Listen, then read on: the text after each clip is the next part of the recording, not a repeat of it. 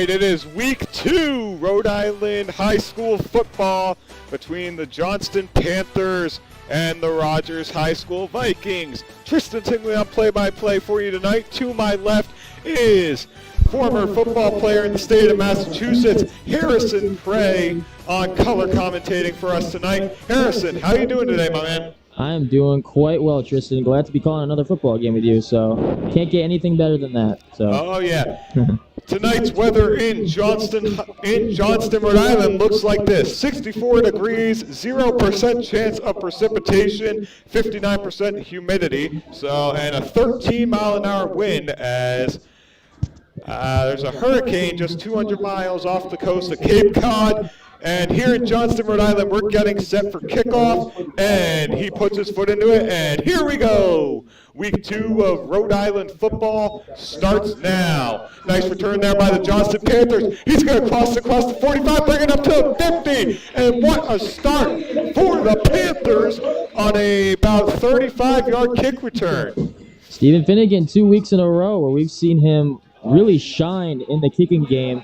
This time he gets it at around the 20-yard line or so, and he just picks it up, gets a good 30-yard gain. So great starting field position. Stephen Finnegan, one of these players on the Panthers that can just really make a lot of things happen in the open field. So here we go. Let's see who Johnston decides to start in the quarterback spot. This week, it looks like it's going to be starting off number 12, Matthew Clemens. He was on and off the field last week. Neari Vasquez was starting quarterback last week. Vasquez, handoff. He's going to cross the 45 and down to the 39-yard line. Sorry, my mistake. Neari Vasquez is the starting quarterback for Johnston. And Finnegan gets the first down for Johnston. And just like that, they get the 10-yard gain on first down and move the chains. Yeah, absolutely. Stephen Finnegan to start off the game with a good kick return and then just gapping right through the middle. Got a great block up front by Matthew Ponte to clear the way for Finnegan. Vasquez in the shotgun, handoff to Finnegan. Looks like he's going to be stopped at the line of scrimmage. And the Panthers, after that big run there, gets stopped a little bit. Rogers' defensive line closing in on the Johnston offense. I gotta say, one of the key questions coming into this week's game was, can Johnston be more consistent on offense? A lot of the times last week, we saw a lot of positives, a lot of big plays, but eventually the drives would stall out. Yeah. A big adjustment this week. Can they be more consistent and eventually put the ball in the end zone? And clearly, right off the bat, they're showing it. Yeah, unfortunately, they lost 30-7 to Lincoln High School on home turf last week, but let's see what they do against Rogers in week 2. Handoff to Vasquez. Vasquez does a spin move, and the ball was lost, but the officials are going to say the knee was... Oh, no, it's a Rogers fumble recovery, and just like that, Johnston turns it over on a second down quarterback sneak, and the Rogers Vikings are going to take over. Just when you thought you had momentum and was creating a good drive, Neari Vasquez, with keeping the ball on that read option, he could have gave it to Finnegan, and he decided to keep it himself. And referees ruling that he fumbled the football, knee wasn't down, or really any body part was down. I could have swore that his knee wasn't down and it wasn't a fumble. And the shotgun handoff there up the middle. He's going to cross it and run it up to the 40-yard line. Handing it off there was Francisco Aponte, the starting quarterback for the Rogers Vikings. Just a guard trap that time. And it was Alexander Toribio, the fullback that time, just on a simple guard trap. Again, another wing T offense that Johnston is facing this time around. You would think that they would be better adjusted. Johnston in the light blue, Rogers in the white as the handoff gets taken to the right side, and he gets upended at about the 42-yard line. And what did you think about that play defensively, Harrison? I think so far they're setting the tone right now, and 3rd and short. So you're able to get them in a 3rd down. Johnston was able to start an offense, not really getting to 3rd down at all until like that last play. But I think it's a good sign because if you can keep them behind the sticks, short gains. Eventually, you hope that they can result in a punt. Battle of the NFL mascots here tonight as the run gets jet sweep and taken up the middle. And that run was Ethan Collins coming from the wide receiver spot. And they're going to give him the first down. The Vikings are going to get a fresh set of downs on the 4th down carry. I could have swore that he was brought down at around the 43-yard line or so, Yeah. but obviously going to give him the nod there. Whatever, but at this point, they'll take whatever they can get. Yeah, it looked like he was brought down just at the sticks for the first down yardage. Aponte at the snap, and Laundry's going to fly. So with 8:50 left, we're going to get the first flag here of Week 2 Ocean State Friday Night Lights. And let's see what the flag is going to be called here.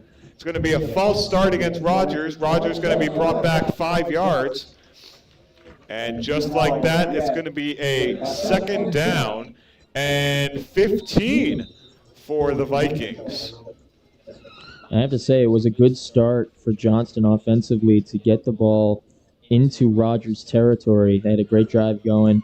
Obviously, not what you'd like to see with a fumble, but I think so far, if you can just get the ball back and continue what you started on the last drive, I think you can set yourself up for a very good game. Aponte under the center. That was number 2, Burrows in motion. Handoff gets stopped by Johnston. He breaks away across the 50 and down to the Johnston 48-yard line. That was Gene Michelle getting the counter that time, and he took a big shot in the middle of that defense, but they weren't able to wrap up, and that was able to keep Michelle, to keep his legs turning and get additional yardage. So great job by Michelle, not quitting, still staying on his feet and getting more yards. So it's going to be a 4th down and 3 for the Vikings. Sorry, 2nd down and 3 for the Vikings after that big run there. Rolling out to his right, quarterback's going to keep it himself, bouncing off the tackles, and he's going to pick up the line to gain, and they're going to, looks like, they're going to move the sticks for him. It's going to be a first down Rogers. Talked about the key position, or at least the key abilities of a quarterback in the wing tee.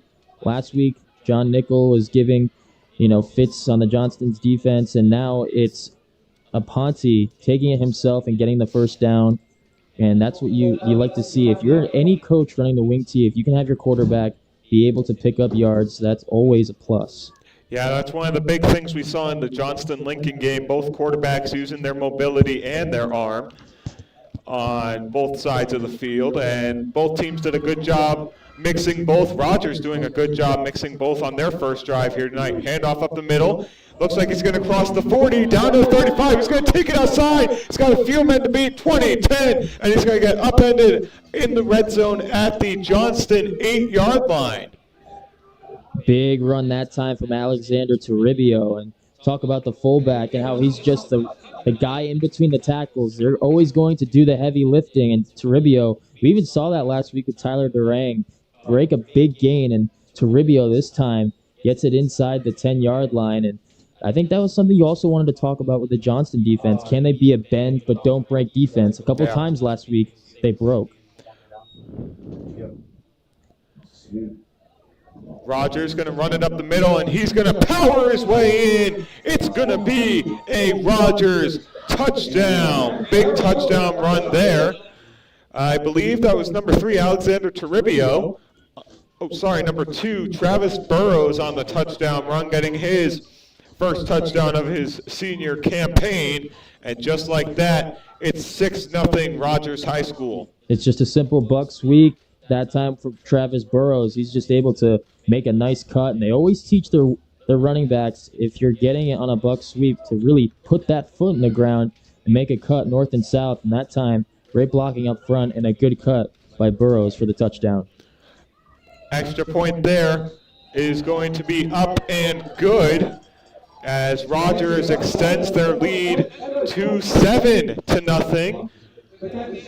Rogers leads at 7-0. We're going to take a quick break, and we'll be right back as Johnston's going to receive the ball for their second drive of the game. 7-0, Rogers leads.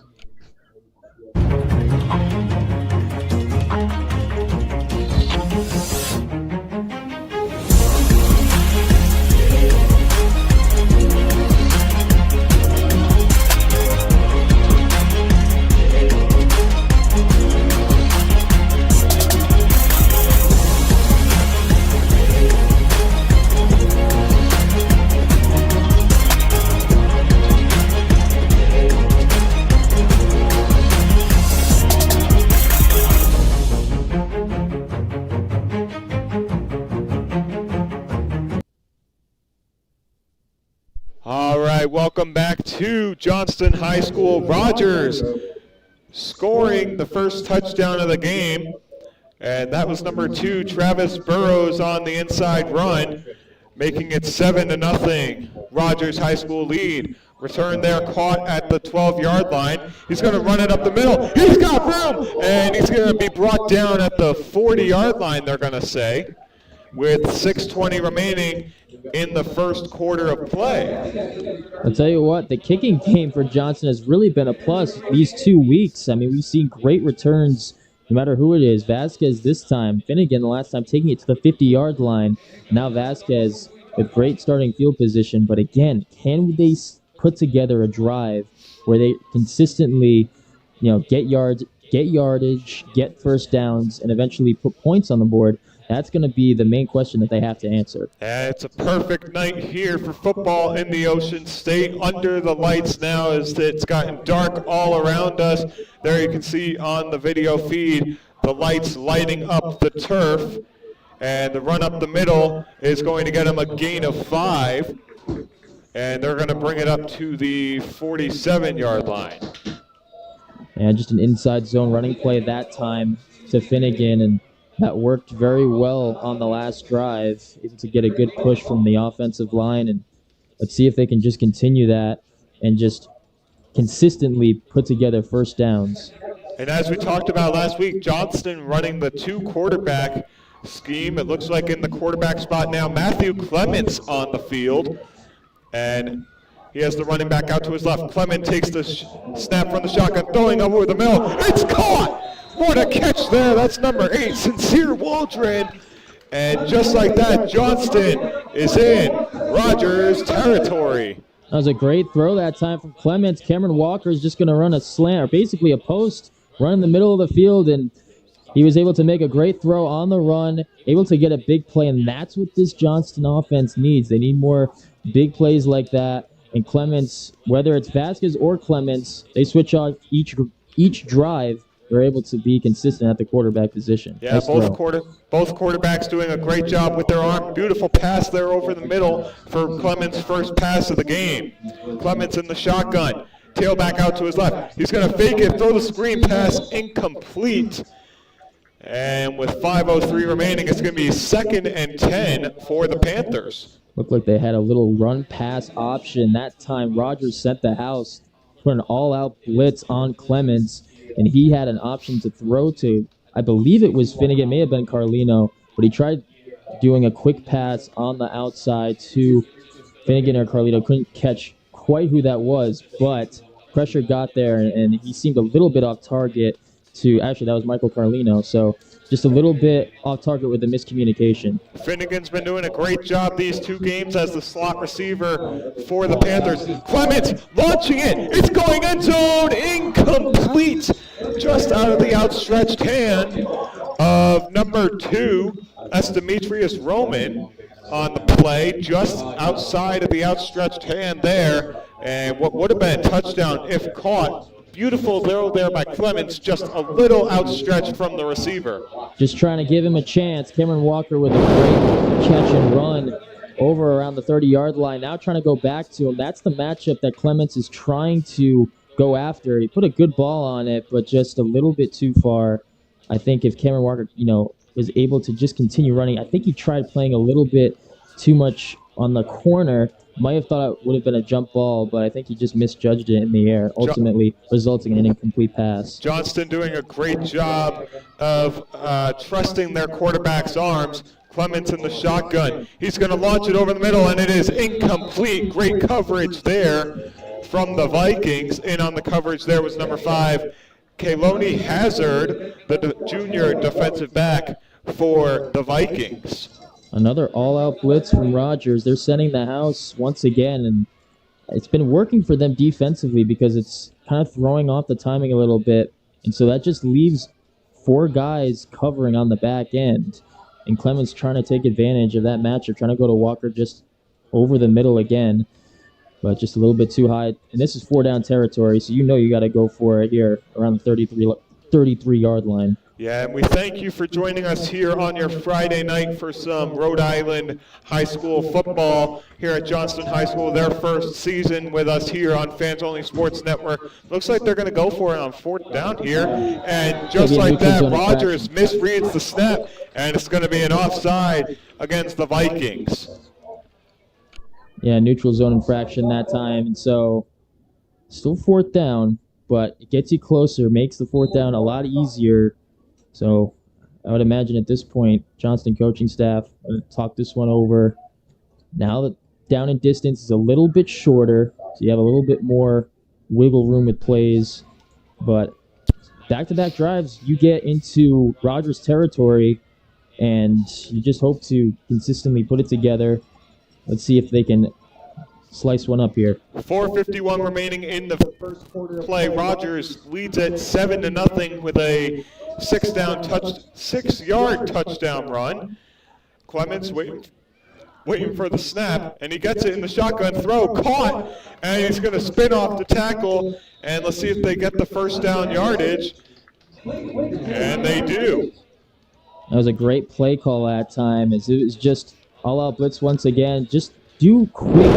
You know, if you get the ball out of your hands quick and you're sending guys, you're able to really put together, pitch and catch easily. And that time, I believe it was Jahaziel Rodriguez in the slot, just making that pitch route, making the catch, and getting the first down. So good play call that time by the Johnston coaching staff. Yeah, nice little short throw there by Clements to complete it for the first down. And that's what the Panthers needed at this point in the game early on in the first quarter. And they're doing a great job as they're just outside the red zone. And they've been a dangerous threat in the red zone this year as the run gets bounced out to the right, and Rogers is all over him. And it looks like they're going to call it at the 19-yard line. Stephen Finnegan, his helmet goes off, so he's got to come off. Michael Carlino now into the game. Not sure if he's going to be in a halfback role, but as soon as your helmet comes off, that referee has to signal to come off for a play. But trying to get him involved again, because they know Finnegan in between the tackles is really hard to stop. He does a good job really just putting on the brakes, makes a couple of juke moves and spin moves. So, they want to get him back in as soon as possible. Clements with the tailback off to his right. It's going to be the wide receiver in motion. Clements launching it back corner in the end zone. It is. Let's see what they call it here. It's caught. Touchdown.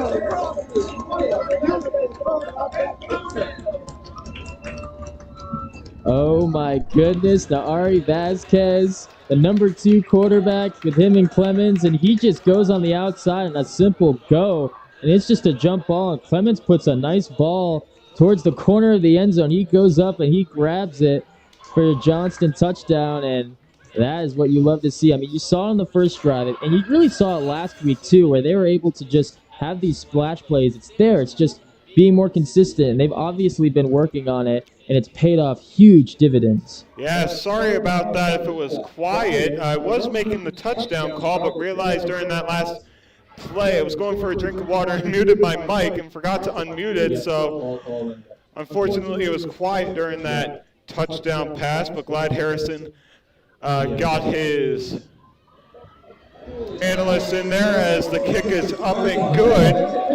And it's a 7-7 game with 3:14 remaining in the first quarter. We're going to take a break and be back with Rogers' second drive of the game in a few short moments.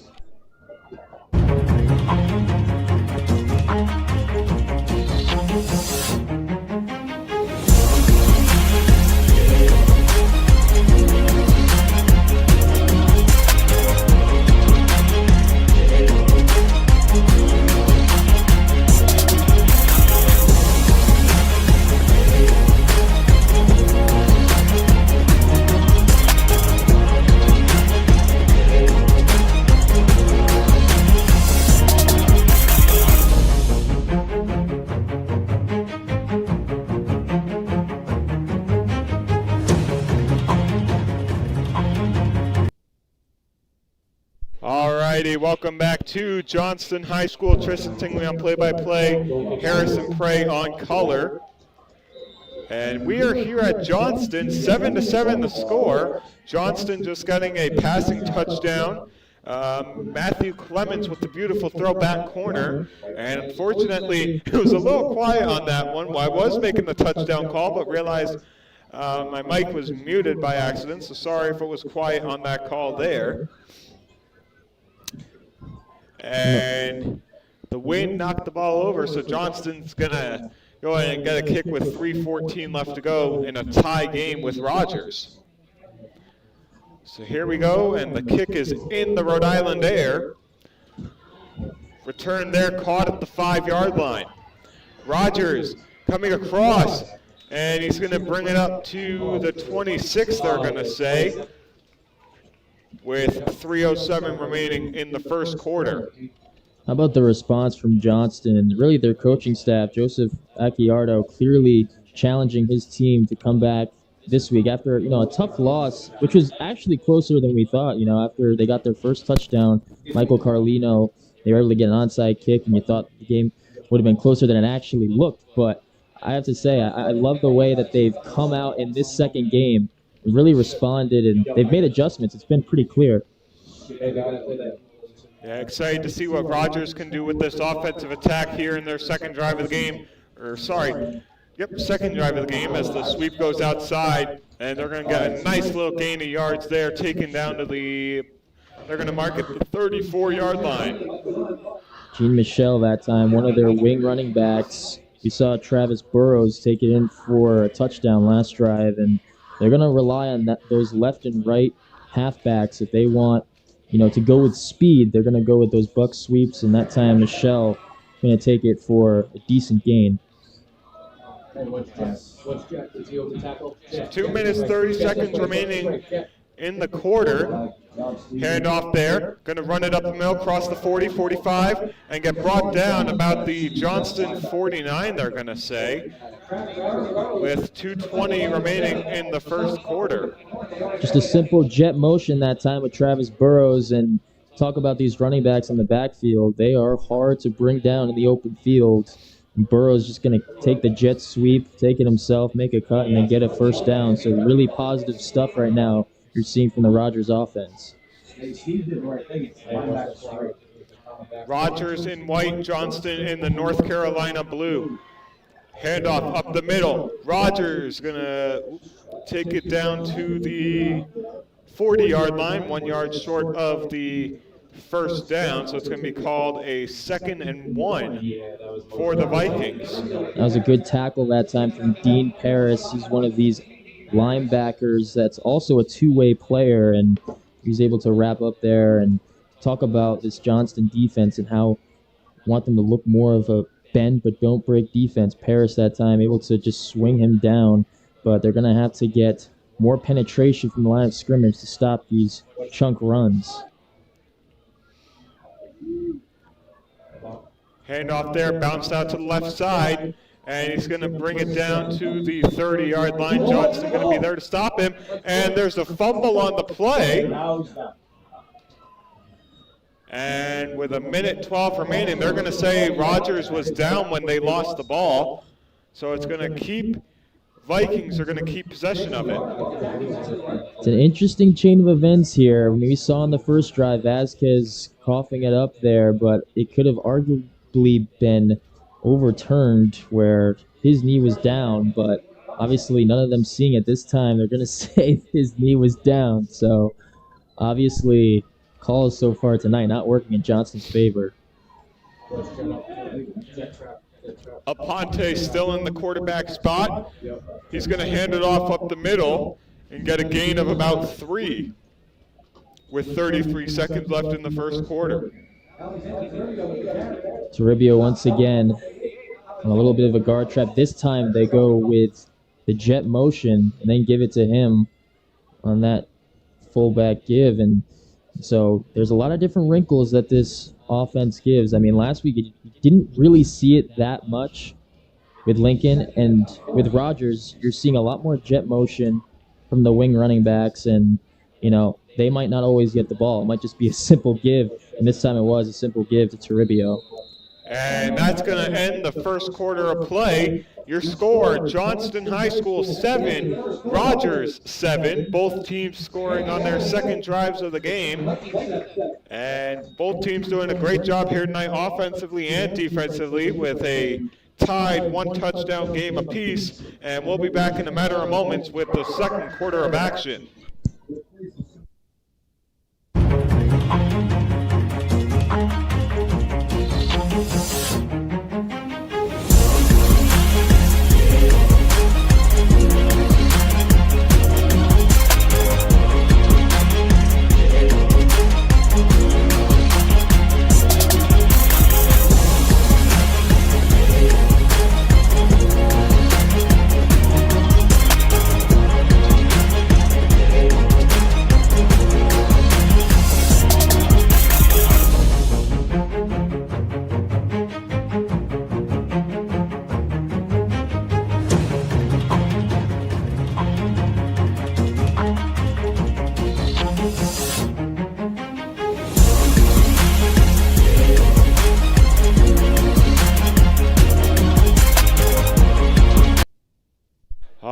Welcome back to Johnston High School. Tristan Tingley on play-by-play for you here tonight. Harrison Prey to my left on color commentating. 7-7 the score. Rogers has the ball at, they're going to say, the 25-yard line. The run goes up the middle.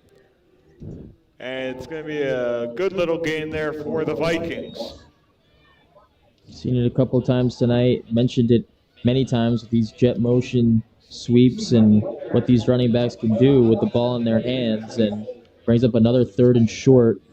Johnston defense has been able to shift their defensive line and linebackers to account for this rushing attack, and you just hope that they can get as many bodies in the middle there because it's 3rd and short. Watch for a little QB sneak here.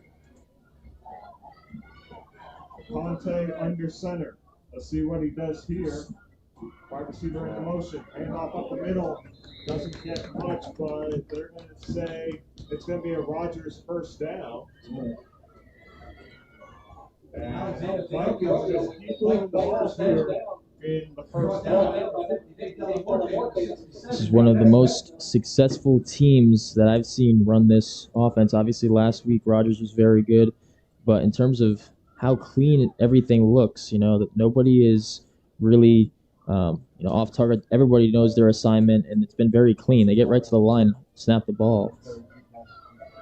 Ponte rolling out to his left. He's going to fire it for the end zone, and they're going to say it's a Rogers touchdown Vikings. Just a simple waggle this time for Francisco Aponte, and he's going to find a wide open Neil Porter who waved his hand, and I tell you what, that was a strike by Aponte, as he just was able to flip the hips and fire it over. So obviously a wing T running offense, but when they throw the football, Aponte can really just let it fly. Yeah, Rogers doing a great job with the mobile. Aponte is doing a good job with his arm and his mobility. And sorry about us not remember. We can get the bottom of the field goal post there, and Johnston gets the field goal spot. So as I was saying, sorry, I think they get the field goal post there as the NFHS camera in the middle of the press box is blocking that play. So our apologies on that end. And there you see the Johnston midfield logo. Rogers up 13-7 after the Johnston blocked field goal. Yeah, Rogers just took a little bit too long on the PAT. It gave plenty of time for the blocking unit to just come in and block this extra point, and they were able to get that job done. So obviously not happy with letting a touchdown on that drive, but able to take away the 1 point could be huge, especially if you look back on any game. It's the little things that always add up.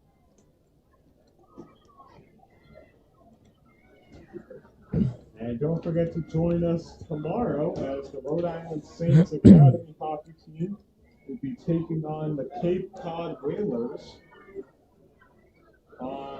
at 11 o'clock and 2 o'clock tomorrow. The U18 team will be playing at 11. The U16 team will be playing at 2 o'clock. Tristan Tingley here on play-by-play for you tonight and for the hockey games tomorrow, and Harrison Prey will be on color for those games. Johnston, nice kick return there. He's got the 40, the 10, 5, touchdown, Johnston.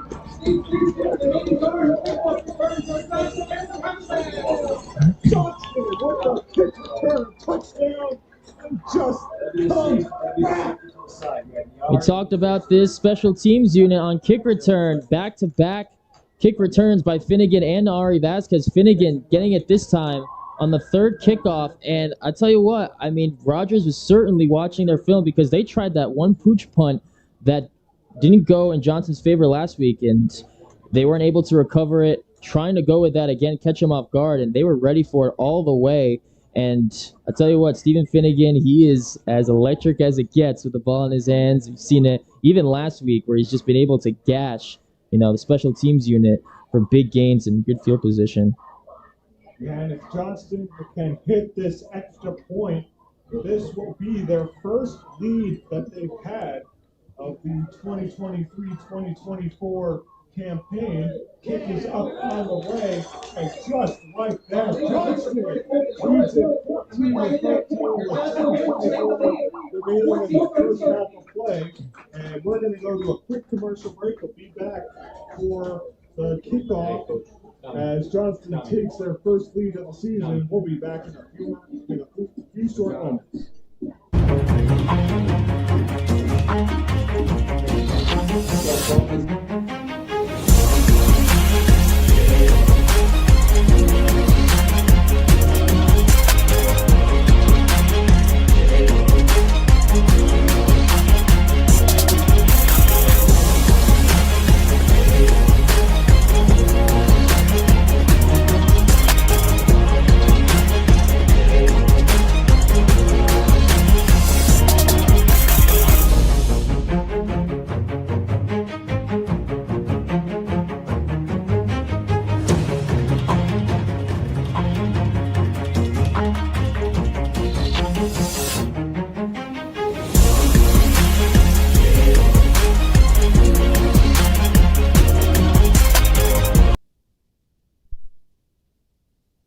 Back to week 2 of Rhode Island High School football. Tristan Tingley on play-by-play for you. Harrison Prey on color to my left. And we are back with 10:24 remaining in the first half. Johnston leads it 14-13 in search of their first win of the 23-24 campaign. And it's Johnston's first year under football with us here on Fans Only Sports Network. And me and Harrison are proud to bring you week 2 of that season, as we will be calling 4 more games after this week, including next Friday. Johnston will be having a home game against Pontiac High School. Yeah, it's certainly been a privilege to just follow this team. It's still early, but can't wait to call more football games for them. As that kick goes out of bounds, going to be Laundry on the play for intentional free kick out of bounds. And Rogers going to get good field position. And don't forget to join us November 22nd, the big Thanksgiving Day football where rivalries from all over the state of Rhode Island are going to be happening. And me and Harrison are fortunate to bring you one here from Johnston High School, as they'll be taking on Scituate on the day before Thanksgiving. I believe that game is at 7 o'clock p.m. on that Wednesday. Yeah, it should be a lot of fun, and it's always good to have Thanksgiving watching football with your family, either NFL or high school. So it's always a privilege to just be able to cover those kind of games. Yep. Yeah, and last year the Patriots had their first Thanksgiving game in a while, actually, as they took on the Vikings in Minnesota. And the Rogers Vikings getting called with the flag on the play for false start, and just like that, they're going to be brought back 5 yards. So it's going to be a first and 15 from the 30-yard line. One of the things going into this game for Johnston is really playing more clean football, and I think so far this Johnston coaching staff has really hammered down to not do the penalties on their side so far. They've been playing a lot cleaner football, so that's always a positive to see, always good to see that sign. And the run up the middle doesn't really gain many yards. Johnston defense all over that one. And for the first time since the Johnston touchdown, the clock is running. Gene Michelle that time getting another counter. We saw that same play in the first quarter where he took a counter and got stunned and then got more additional yardage. And there's an injury timeout on the field, and we will get the camera away from that, and we will go on commercial and be back and let you know the status of the young man that is down on the turf. We will be back in a few short moments.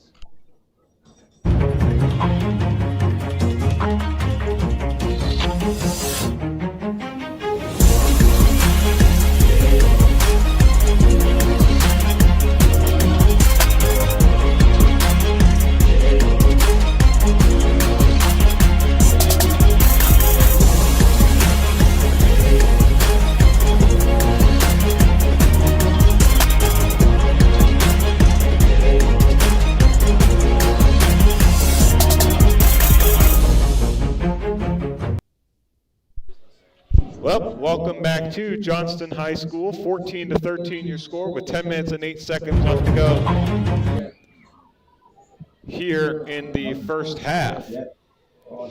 Jet sweep rolling out to the left, and on the run there, that's Travis Burrows getting upended there by the Johnston defense, doing a great job. And Johnston's defense has really picked it up from last week. Oh, they certainly have. I mean, obviously, 2 touchdown drives is not a great sign for your defense, but in terms of having less of those big chunk plays where it's, 50-yard run or 60-yard run, we received one today from Toribio, but if you can just somehow put them, now they're in a 3rd and long, so they're in a good position to make a good stop here. Rolling out to his right, and he's going to get sacked. Oh, looked like he gained about a yard from the line of scrimmage, but he's going to get sacked on the play. Quarterback run coming there from Aponte. And good tackle there by Finnegan. And just like that, it's going to be a 4th down and 7 for the Vikings. Yeah, that time we were just talking about how Johnston was making a stride forward in their defense. That was great coverage that time, as usually on passing downs, if you are a rushing football team, you're going to have to go through the air. And that time, just a simple rollout flood, and there was nobody open. Great coverage on the back end. Nayari Vasquez under the punt return there as he grabs that one, gets upended there and stopped right as soon as he caught it. Great tackle there from the Vikings special teams unit. Yeah, and that time it was David Rivera that made the tackle on the play and was able to come down and just make that really hard wrap-up hit. And you always love to see guys wrap up and just bring them to the ground. Sometimes you can make a big hit, but if you can't wrap up, bring it to the ground, then it can be a tough sign. Then you get broken tackles and additional yards. 14-13, Johnston has their first lead of the 23-24 campaign. And that was from the kick return touchdown after the Vikings passing touchdown earlier on here in the 2nd quarter.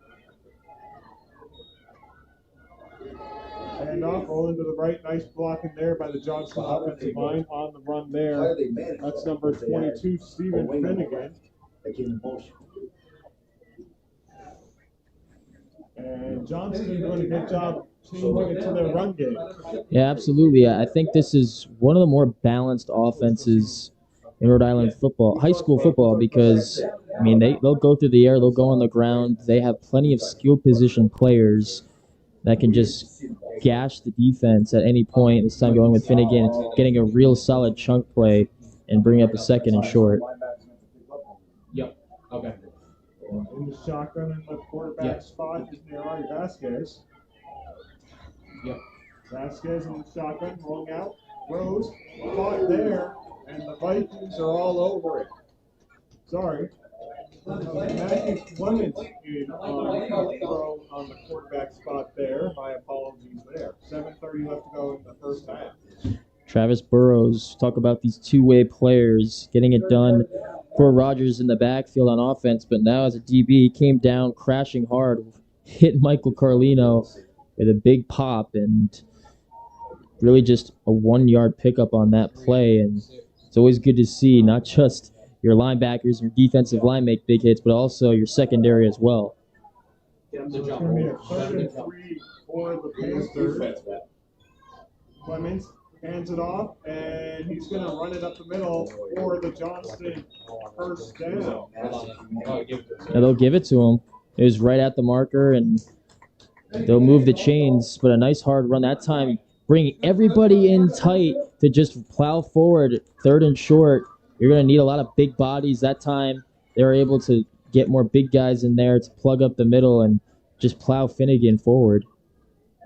The Rogers Vikings coming from Newport to visit here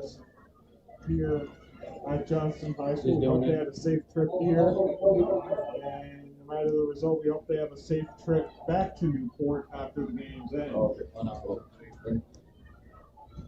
Clemens in the shotgun. Takes it. He's going to fire it down the sideline there. Right, Vasquez is there.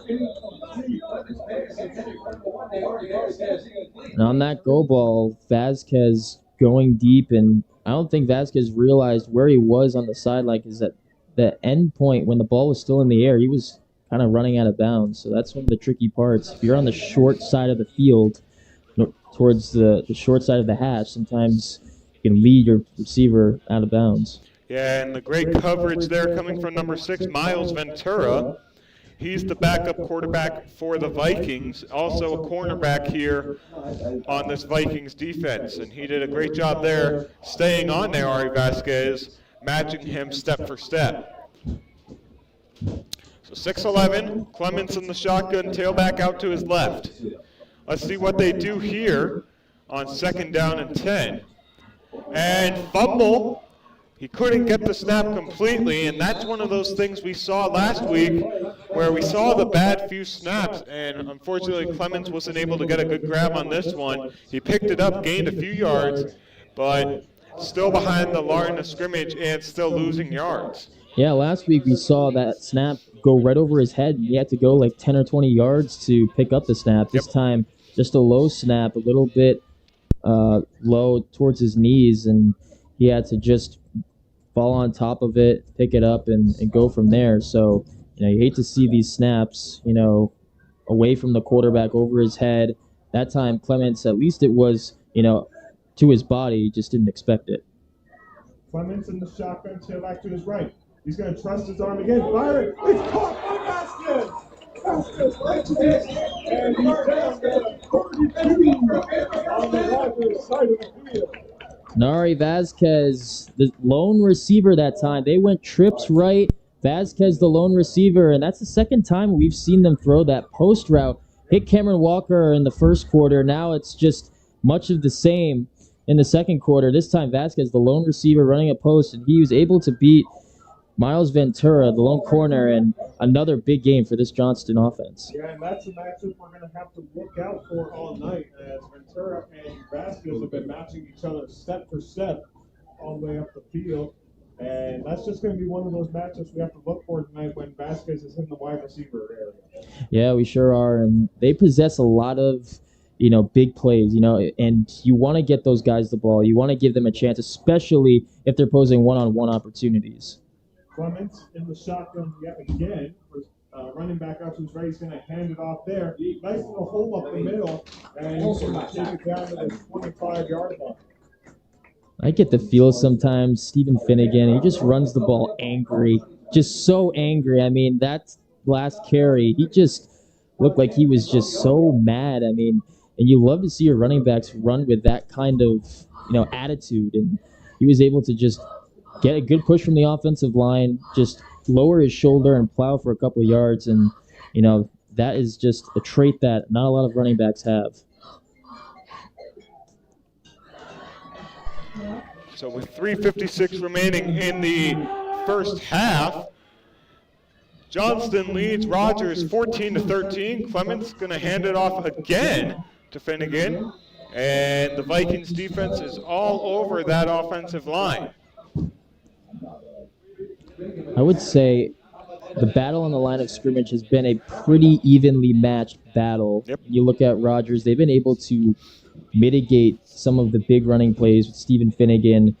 And every once in a while, you're seeing this Johnston offensive line get a push. So it's really pull and tuck in terms of who's winning the battle on the line of scrimmage. And Johnston's been doing a great job with both aspects of the game.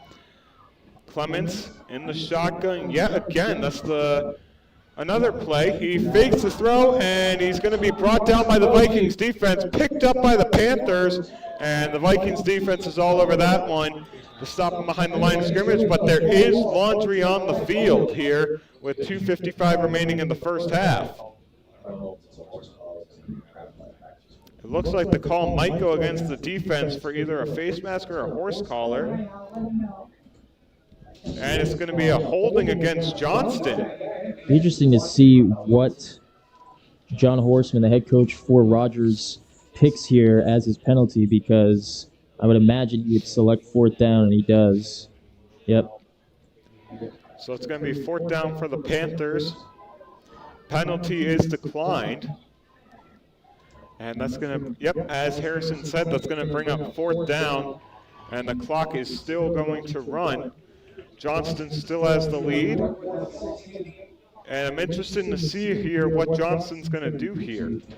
Yeah, this is one of the few times tonight where they're in a fourth down and go for it situation. You get the ball on the opponent's side of the field, and it's too short for a punt, too long for a field goal. You usually go for it on fourth down. This time, certainly electing to do that. Yep, so they're going to go for it. Clemens in the shotgun, timeout called. Johnston's going to call the timeout. We will keep it here and give you a few of our sponsors here for Fans Only Sports Network and Johnston High School. Tonight's game brought to you by Rebath. They make bath remodeling effortless. Largest bath remodeling company in the nation. They offer full bath remodels, tub to shower conversions, and aging in-place solutions. And they have great financing, and that's one of their key parts to their company at Rebath. Also, Scribbles Academy, your child's home away from home, 6 weeks to 5 years old. January will celebrate 15 years in the business, celebrating amazing teachers, friendly and nurturing staff for Scribbles Academy. So congratulations to you guys over at Scribbles Academy, and we thank Rebath and Scribbles Academy for joining us here today. Should be interesting to see what Rogers goes with that on that last third down. Seen a lot of times where they have sent the house, just an all-out blitz, and that time Johnston has the answer for it, but the back end, they were able to cover it up easily. Usually Johnston runs those hitches, and they'll get a quick completion despite the pressure, but that time Rogers is ready for it the whole time. So Clemens in the shotgun, wide receiver going out to the side. It's caught! It's going to be taken out to 10. Touchdown, Johnston! A great running back wheel route.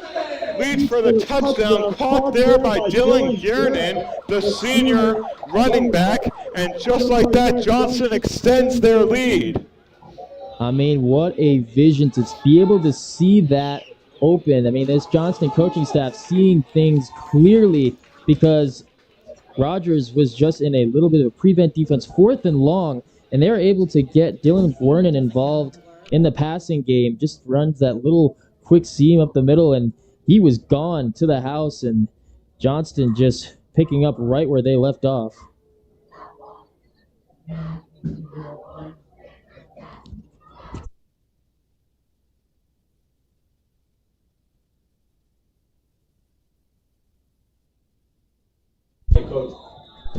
Just like that, it's 20-13. Johnston lead. And Rogers is going to get called offsides, but Harrison, that was a huge play coming from the Panthers on that running back wheel route, and that was a great job finding the open man by Clements. Yeah, I mean, you just look on that last play, Rogers, knowing that it's fourth down, able to just play the zone coverage, knowing that they just need to keep everything in front of them.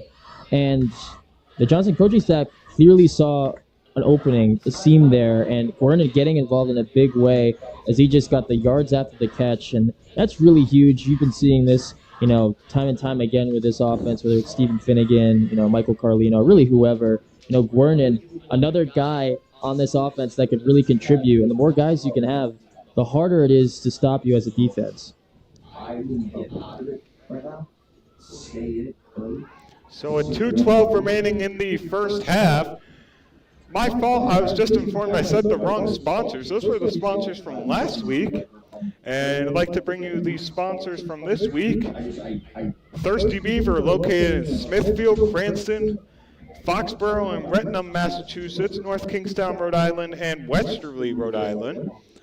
Also, Bittner and Pickard Law, estate planning, family law, divorce, civil litigation, personal injury. Picard and Kimberly Bittner provide quality and personal presentation for all of your needs. So the extra point for Johnston High School. Looks like they're going to be going for 2 here to try and extend that lead to 9. And they're going to get it. So just like that, Johnston gets the 2-point conversion, extending their lead to 22-13 with 2:12 remaining in the half. And we're going to go to a commercial break and be back in a few short moments right after this.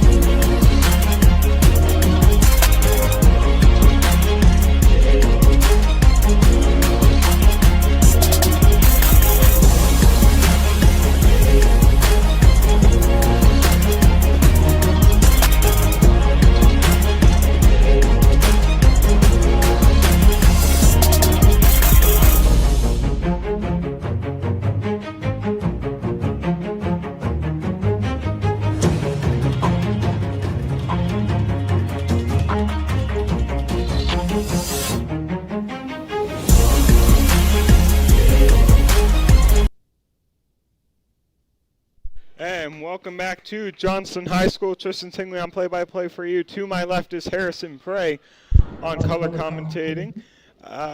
Johnston leads at 22-13 as the ball gets sent. It's going to be a squib kick received at the 25-yard line by the Vikings with 2:11 to go. Interesting call on the PAT. That was a penalty on Rogers. Johnston elects to go for the 2 because they took that penalty, noticing that they're going to get closer to the goal line. They're able to plow it in for 2 points. So just a great play call upstairs, really just by this whole Johnston coaching staff to be able to see that and get that advantage. You always want to find that competitive edge, and be able to get the 2 points is huge. Yeah, and Johnston been doing a great job on both the run game and the passing game and the defensive side of the ball, and a huge turnaround from the team we saw last week against Lincoln. Cover four. Rolling out to his right, the throw is incomplete off of the left hand. That is number 4, Gene Michael. Gene Michael trying to get the grab off his left hand into the Johnston sideline with 2:06 remaining in the first half. Going off of your last point about how this team is able to make the adjustments from last week to this week, it's been pretty clear. I mean, this team has been able to do a complete 180 and just put that loss of last week behind them, and they're coming out fast, hungry, and they're striking. I mean, it's been so evident, and you just love to see this team just put it in the rearview mirror, and obviously the adjustments have been pretty clear on the field. And Rogers is going to call the timeout, and we will keep it here. Don't forget to join us tomorrow at 11 o'clock and 2 o'clock as the Rhode Island Saints Academy U18 and U16 teams are in action. The U18 team plays at 11 o'clock against the Cape Cod Whalers at Adelard Arena. And at 2 o'clock, the U16 team plays the Cape Cod Whalers at Adelard Arena as well. So 2 exciting games tomorrow.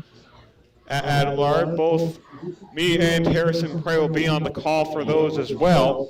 And Sunday, the new edition of Fans Only Sports Network, the Peak Performance Prep Hockey League, starts on Sunday, and that'll be at Levy Rink in Burrillville, Rhode Island, and we will be there to cover those games for you as well. Aponte under center.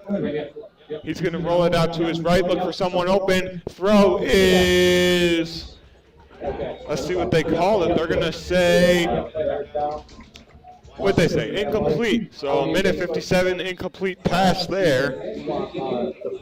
Pass was a little too low. Yeah, that time Francisco Aponte just holding on to the ball a little bit too long. He had Miles Ventura open that time, I believe, in the flat, and he was just contemplating, just trying to go for that deep shot on the corner route downfield, but having to just check it down late, so that usually causes an incomplete pass or an errant throw. And so this is an interesting situation. When you're running a football team, when you're down, you got to change things up and go to the pass game. Aponte under center, run up the middle, and a defensive stop there by Johnston. Johnston's going to call the timeout with a minute and 49 seconds left to go in the first half.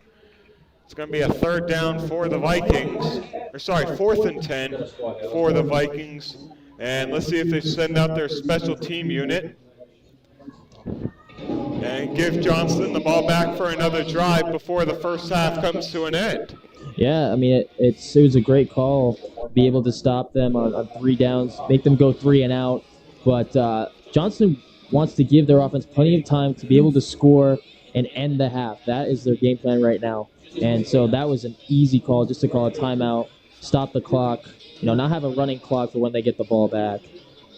Yeah, great call there by the coordinators for Johnston High School to call the timeout and get Johnston the ball back.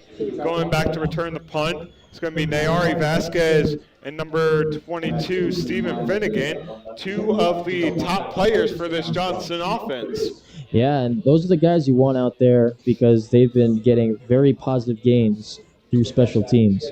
That was a nice punt there. Finnegan drops it, and Vasquez falls on top of it with a minute 41 to go. Oof, I mean, that was very close. Luckily, there wasn't really a Roger, defender bearing down on them. Luckily, they had plenty of time to just hop back on it. But I'll tell you what, you've seen a lot of great signs from this offense. Drive after drive, they're just able to score touchdowns, and you just want to see them replicate that, especially as the half closes.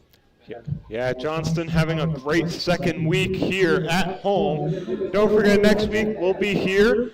Me, Tristan Tingley on play-by-play. To my left is going to be Harrison Prey. And Pondagansett comes to town next Friday night here in the Ocean State under the Friday night lights for week 3. And then in week 4, Johnston takes on West Warwick for their first road game of the season. So it's going to be Clements in the shotgun. Clements hesitating, throw down the sideline. Vasquez caught it!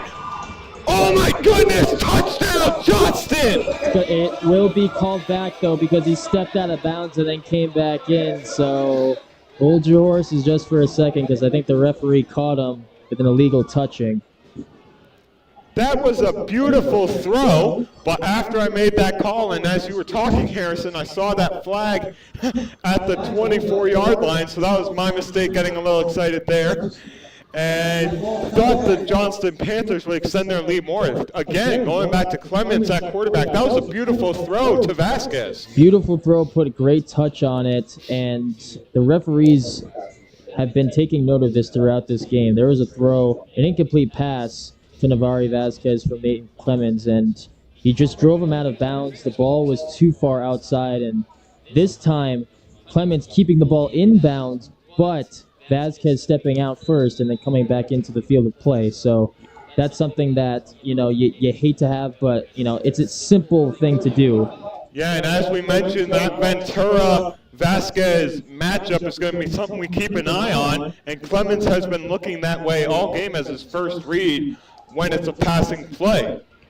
So Clemens in the shotgun, Vasquez towards the bottom of your screen. Handoff up the middle. Finnegan's going to run it. He's going to cross the 50 to 45, and he's going to keep running down to the, what are they going to say, the 36-yard line? And they're going to go hurry up right now, get to the line. It looks like Clements is going to get to the line right now, spike it possibly. Yep, so Clements is going to spike it. And where's the ball's going to be placed at the 37. I tell you what, that was a great play call right there, because after that penalty of illegal touching on Vasquez, the box was super light on the Rogers defense, and so Johnston coaching staff is able to see that right away, just hand the football off and able to gash him. Steve Finnegan came through like a bolt of lightning, just gashing him with a big gain. So really, this coaching staff has been able to make the adjustments today. And something definitely worth noting, that Johnston offensive line creating the holes for the run game and giving the quarterback time to pass. They're doing a great job blocking this Vikings defensive line. Clements in the shotgun, going to drop back to pass. He's going to throw it towards the end zone, and look like a pass interference call, but there's going to be no flag on the play. There was a lot of contact on that play. Cameron Walker trying to get involved again, going deep. Clements puts a good ball on there. And I could have swore, again, Gene Michelle just getting a little too handsy there, I believe. And they won't call a flag. They'll let him play. But, man, that was a lot of contact. I could have swore that was a flag. Yeah, and that Johnston bench going crazy after finding out no flag was going to be thrown on that play, on what could be a very clear pass interference there. Yeah, I mean, basically pushed him down. So a minute 11 left to go in the first half. 22-13, Johnston leads it. And two big plays get called back. One was a flag, one was a questionable no call. Clements gonna fire it. Vasquez incomplete. And Vasquez tried to get the inside on number 6, Miles Ventura. Just couldn't get there, and Ventura reached out his left hand to see if he could deflect that one away. And this play was a good no call, because that ball was not catchable really for anybody. Yeah. And so, obviously, Clements trying to get his lone receivers the ball. The last couple of plays, they've been able to go with the trips formation and leave the receiver isolated on an island with either Ventura or Gene. And so the last couple of plays, they're trying to get their receivers in a good position, trying to get the best out of them. And so putting the ball up there, that time just a little bit too far. Yeah, and Johnston doing a great job with that deep ball here tonight. Justin, unfortunately, a few incomplete passes intended for Nayari Vasquez. Rogers is going to call the timeout with 1:06 left in the game. And there's a few football games going on right now that Fans Only Sports Network is covering. Cranston West is at home tonight. And let's see who they're taking on here. They're taking on Burville. Right now going on, Cranston East and Westerly Boys Soccer is also going on Fans Only Sports Network. And going in, and let's see the score of the Cranston West and Burville game. Looks like they're at halftime right now. And Burville High School leading Cranston West at halftime 14-8. Tim Duffy on the call at Cranston West High School. And let's go ahead and see if we can see the score at Cranston East for you. And Cranston East leads Westerly 1-0 in that soccer matchup, as their hated rival Cranston West blanked with Narragansett 0-0 in last night's matchup at Cranston West High School. So good action going on here tonight at Fans Only Sports Network. Clements in the shotgun. He's not motioning for flood. And now in the motion, Clements gonna trust his arm again, fire towards the end zone, and it's caught! Or no, they're gonna say it's incomplete. Looked like he had it for a second and then dropped it as soon as he made contact with the turf. That was a good play design that time. Once again, just leaving their receivers isolated on an island. Cameron Walker running a post there. Was the ball a little bit short? Yes, but I still think that was a catchable ball. Walker just needed to come towards the ball a little bit more, come back a little bit. I think he would have had a better chance at catching that football. So again, just a good job by this Johnston coaching staff. John Arcadio being able to just take advantage of the matchups, and we're seeing that in full display. Yeah, and Johnston, especially here in the second quarter, trusting Clemens' deep ball, and they're doing a great job. And the Vikings have the ball now. Aponte rolling out to his right and getting out of bounds at the 39-yard line and the clock is still going to run. I could have swore the clock would have stopped there, but clearly it's going to run regardless. Aponte would have thought he would have had the clock stop at least, but they got to hurry up and do something here. So with 32 seconds left in the half, 22-13, Johnston leads it. It has become a two-score game after the passing touchdown earlier in the quarter from Clemens to Vasquez on that 40-yard touchdown pass. 15 seconds to go. And let's see what the Vikings do here. In the motion is number 4, that's Gene Michael, rolling out to the left side, bringing it back to his right. Johnston trying to get him, and they get him down at the 35, and that's going to be the end of the first half. The score, Johnston 22, and the Rogers Vikings 13. And what a great first half of football we just saw as Johnston's really turned it around from last week against Lincoln High School. Yeah, they've turned it around for sure, and you love to see the fire and the spirit that this team has possessed, because they've been able to just come out here firing on all cylinders, and they've been able to just fire constantly on offense. Quick strikes. They've been getting their skill position players in the best position possible, and that's what you love to see.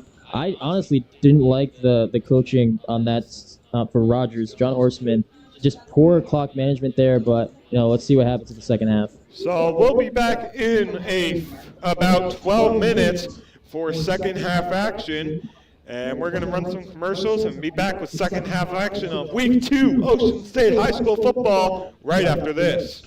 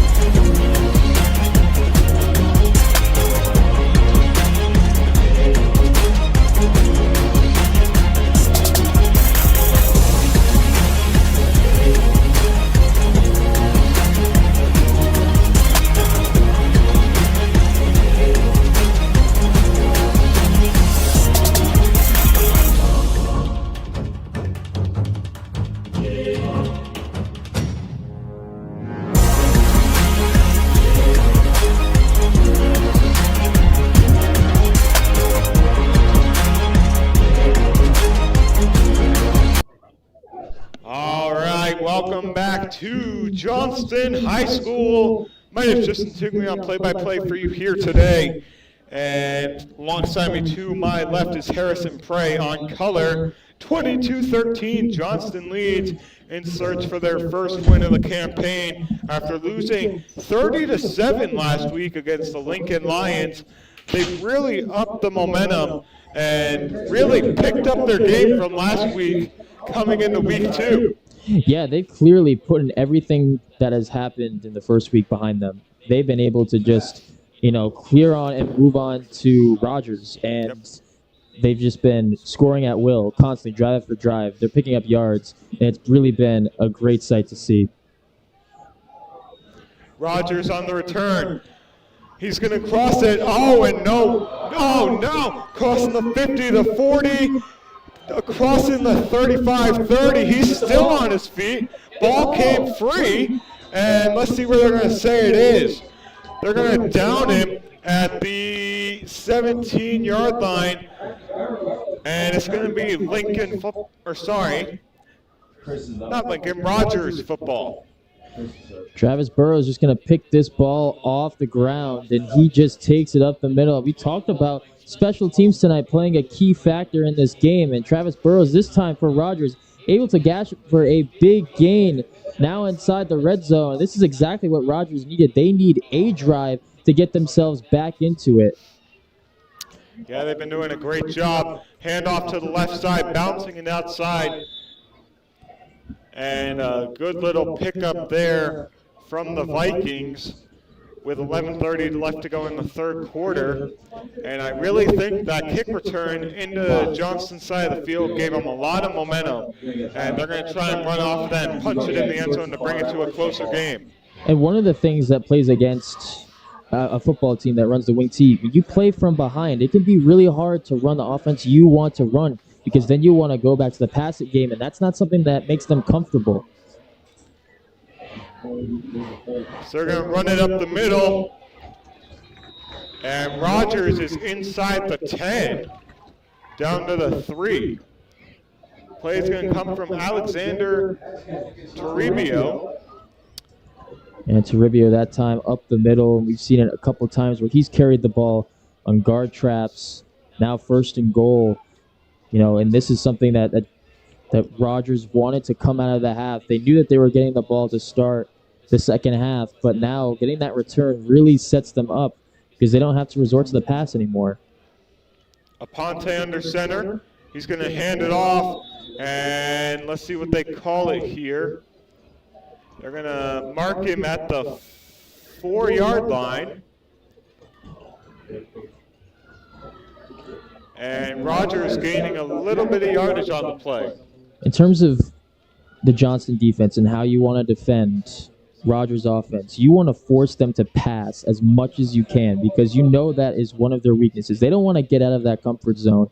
So if they can get them into third downs as much as they can really set themselves for limiting this Rogers offense. Aponte under center. He's going to hand it off, and they're going to punch it in. It's going to be a Rogers touchdown.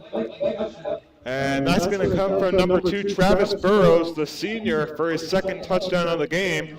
And just like that, Rogers adds 6 onto the board. Travis Burrows, we talked about him getting that first touchdown, now getting the second one. And really, you can give him credit for setting this offense up inside the red zone because he had that big kick return, and he was able to do the rest, punching it in. And, how fitting is that for Travis Burrows to get the kick return and now getting it in for a touchdown. And Rogers looks like they're going to go for 2. They're going to go for 2 and try and bring it to a 1-point game. The HB toss to the outside. They're going to get in for the 2-point conversion. Getting in there is going to be number 4, Jean-Michael Michel. And just like that, with 9:46 left in the third quarter, it's 22-21 Johnston. This is just a big flip that Johnston did not want to come into the second half, where they just let a big play, and basically from Travis Burrows, they were able to set themselves up inside the red zone, punch it in, and since then, Rogers has been able to claw their way back in this game. I feel like we're watching, just punch after punch, blow after blow. Both fighters just, exchanging punches, and, it's been a real competitive matchup. And it's been fun to watch tonight. Yeah, and they've been going back and forth. In case you're just joining us, Rogers is in white, Johnston is in the teal, or light blue, North Carolina Tar Heel blue. And let's see, Rogers got the first touchdown of the game with that passing touchdown. Then Johnston answered back with the kick return touchdown. The passing touchdown in the back corner of the end zone. And then Rogers scored again with a rushing touchdown, then the kick return touchdown for Johnston, and then a big passing touchdown. And now Rogers answers back, and they're back within one. It's been back and forth, and these are the kind of football games you love watching. Obviously, you hate the low-scoring games, but to watch these two different types of offenses, either run or pass, you love to see a competitive match like this. On the ball. And it looks like they're going to bring it up just shy of the 40. Got some extracurricular activity going on right now. Yeah, as Jack Edwards would call it. Jack Edwards, the play-by-play announcer for the Boston Bruins. In hockey, there's a lot of fights. He would call it a Donnybrook if you watch Boston Bruins hockey on Nesson. Back in the day, they had a few good fights in the early 2000s and early 2010s, Jack Edwards being there for a while, but he would call it Donnybrook, and that's what just happened. That's a great way to describe it. I mean, Jacob Carr able to get into it with Ethan Collins, and especially after the whistle's blown. They're lucky that there wasn't, unsportsmanlike conduct or unnecessary roughness after that play, because the last thing you want is to see your players cause another penalty. It has nothing to do with the play, really. Yeah, and it looks like the officials are meeting with both teams about the extracurricular activities, as you were saying, and trying to set things straight and saying the officials probably saying there's no room for fighting in this game. No, certainly not. I mean, obviously, you can get away with it. There's always a hard line on whether you can, fight or not. And if it's within reason. Obviously, it's okay to be competitive. There's obviously going to be a lot of trash talk. No matter really what sport you're playing, but obviously, if it goes too far and it's a straight up fight, obviously, laundry's going to be on the field. No matter what. And so, if you can just be able to channel that competitiveness and not cause a penalty, obviously, you're in a good spot. So 22-21 the score with 9:39 remaining in the third quarter. Clements back at quarterback, nice little handoff there, and Johnston's offensive line doing a great job with blocking. And there's a fumble on the play. And let's see what the officials call it. Rogers thinks they have it. They marked him down. Yep, so they're going to call him down before the contact. And thankfully, Johnston getting that call their way, they're going to keep the football. Oof, I mean, that was really close. We've seen a couple of fumble recoveries not go in the favor of Johnston. This time it does, so they keep the football. But really just a sigh of relief there, as that looked like Rogers was pointing that they had the ball. So thank God they came away with that. Clements in the shotgun. Finnegan out to his left. Clements firing it to the sideline, caught by Vasquez, and he's going to take it. You talk about his physicality. There you see he just threw a man to the side like it was nothing and picked up an extra 3 yards. And Vasquez's physicality is a huge asset to this Johnston offense. Absolutely. He's certainly a physical player. Ball in his hands, not afraid to throw that stiff arm, break tackles. And that's another ability that a lot of these skill position players have, is to be able to just shrug off the tacklers and to keep plowing forward. And even Neary Vasquez at the wide receiver position showing his physicality. So Johnston still has the lead by 1. They're trying to extend that here. And as soon as we can, we'll get you a scoring update from Cranston West as they take on Burville here tonight on the other side of Rhode Island. And a great job there by Johnston's offensive line to push the running back forward and give him a little more momentum. There's a great push from the offensive line, and Christian Sonner able to make good running room that time for Finnegan. This time they're going under center in the I formation. Seen them go in the shotgun a lot, but that time going under center, getting a really good gain, 4 yards on that play, but to be able to just, keep it going, ball security and keeping the possession is what's important. So good blocking up front by the Johnston O-line.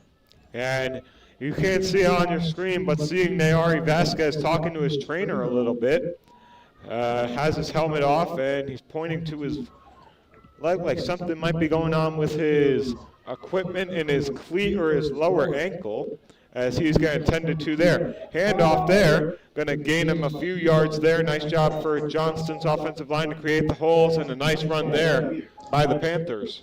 Yeah, Dean Paris getting the handoff that time in the shotgun. Finnegan to the left, Paris to the right. Straight give to him. And I tell you what, it's been hard to tell who will get the football in this offense. This Johnston, playbook is as versatile as it gets. They can go in a bunch of different formations. They've gone to the, I formation. They've gone trips. They've gone basically anything you name. And it doesn't matter who's getting the football. They're all contributing in a major way. And now they're going to bring an extra offensive lineman in here. Looks like they're running the I formation there. Clements under center. He's going to hand it off. And the offensive line's going to get a good block. They're going to move the chains. Great job there by the Panthers offensive line to push the Vikings defensive line back and gain the yardage. And they sent in Armani Arias as the extra blocker, really in that fullback position where they take out all their wide receivers, put in more big guys. If it's 3rd and short or 4th and short, they're going to go to that offensive package. That time, Arias just kind of clearing the way and making a good run for the first down. Yeah, and talking to Noah Delano before the game, he wears the number 60 for the Panthers. Unfortunately, he's out of the game with a right shoulder injury that happened in an unfortunate car crash. We hope he's going to be okay and able to play within the coming weeks. But talking to him before the game, he's excited to get back on the field for the Panthers as Clements launches it deep for Vasquez. And finally, there's some laundry on the field for a pass interference, as that was blatantly obvious towards the Vikings defense. Just getting a little bit too grabby that time, and I believe this was Chris Connerton on the outside. Actually, it may have been, it was Miles Ventura, who we've been talking about tonight, who's always been on the lone receiver, and this has been something that Johnston's trying to take advantage of. They're trying to get their receivers isolated on an island with one-on-one opportunities. They're going with it time and time again. That time Clements, kind of just projected that Vasquez was going to get the release. That time he got jammed really good by Ventura. Couldn't get a clean release off the line, but able to get the PI. Yeah, my apologies for the little bit of frustration about that one. There's just been 3 no-call pass interferences on the Rogers defense, and the officials finally throw some laundry as the running back for the Panthers is going to punch forward, and punching forward through 3 Vikings defensive players. Great strength there, and that was Dean Paris. Good to see him back on the field after that cramp injury last week. Yeah, Dean Paris has been featured a lot on this drive. I mean, didn't see it so much in the first half, but now they're including him, and they're going to this really big offensive line package, more tight ends, another, again, Armani Arias in there in the game to just create these running lanes. Another handoff up the middle. Looks like the Panthers are going to go with a run game, strong run game this drive. And let's see if they move the chains here. That one coming from Stephen Finnegan, number 22 on the Panthers offense. And they're not going to move the chains. And it's still a 1-point game here at Johnston High School.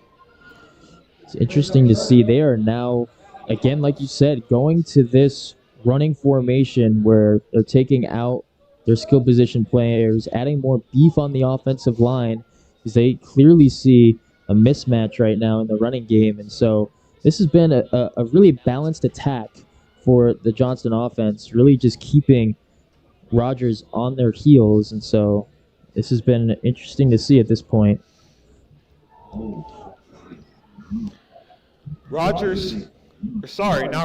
Johnston sticking with the run game.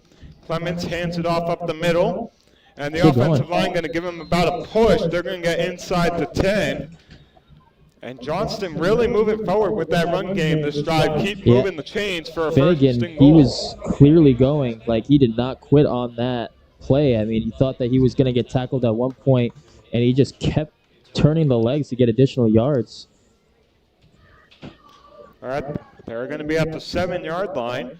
4:23 remaining in the third quarter with the 1-point lead. They're trying to punch it in and extend back to a comfortable lead what they had just a quarter ago. Yeah, this is something that's going to be a nip and tuck kind of game. And so you need to be able to just plug away and go with your best plays. And even Johnston throwing new plays out there. I mean, we didn't see this much in the first half, but they're going with it now, and it's been working on this drive as they're now inside the 10. They're going to hand it off again. This time it's going to be Finnegan crossing the 5 down to the 4. And they're doing a good job here. It's going to be 2nd and goal for the Panthers. I love to see the adjustment. You know, you see the game in a lot of ways. You see the players on the field get yards and making big plays, but you also see the change in plays, you know, by this coaching staff. And, you know, Joseph Acciardo, the head coach, just really keeping Rogers off guard. You know, they're not expecting this. Maybe run it a couple times, but, you know, they are taking advantage of it, something that they didn't plan, but they're clearly going with it. Clements under center, ball placed at the 4-yard line. He's going to hand it off to his tailback, and the Vikings defense all over him on that one. With 3:30 left to go here in the third quarter. Jean Michel was the one that was able to wrap up Finnegan. He was able to get low and wrap up his legs, and you know, coming in as a defensive back, just comes flying in, and you know, Johnston running this formation, you know, on the tail end of this drive, has really just fired off these corners to help in run support. Jean Michel in on the tackle, and he's been doing a great job for that Vikings defense, being a big aspect when needed, getting those tackles. Clements under center again, 3 tailbacks behind him. See what they call here. Snap it. Clements hands it off. It's going to be Finnegan, stopped in the backfield down to the 9. So a huge defensive stop there by the Vikings. Yeah, Neil Porter and Travis Burrows were able to get behind the line of scrimmage to wrap up Paris, and be interesting to see what they go with here.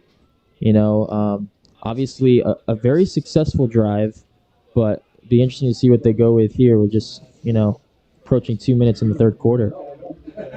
So Finnegan stopped there. Vikings defense has really picked it up this half, especially on that run defense. And I'm interested to see what Johnston's going to do here on 4th and goal now. They're back on the, they're inside the 11 on the 10. Yeah, it should be interesting. And it's really been their red zone defense that has came up huge at this point in the game, because it's been a long, successful drive by Johnston, but to be able to hold them at this point in the game, it's a real credit to the red zone defense. So it's going to be a timeout called by Johnston. We will be back in a few short moments for 4th and goal right after this.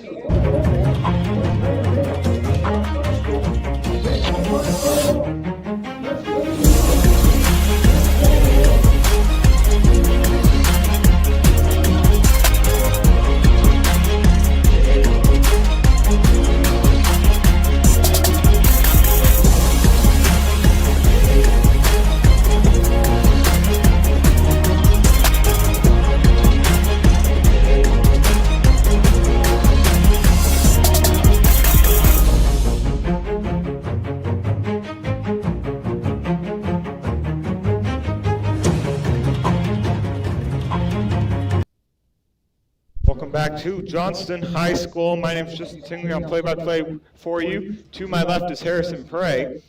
And Interested to see what Johnston's going to do here on 4th and goal. Meanwhile, the Burville-Cranston West game is in a commercial break. And Burville's leading Cranston West 28-14 in the 3rd quarter with about 3 minutes left to play. So it looks like they're going to go on 4th down. And don't blame them. The swirling wind has been a factor here tonight.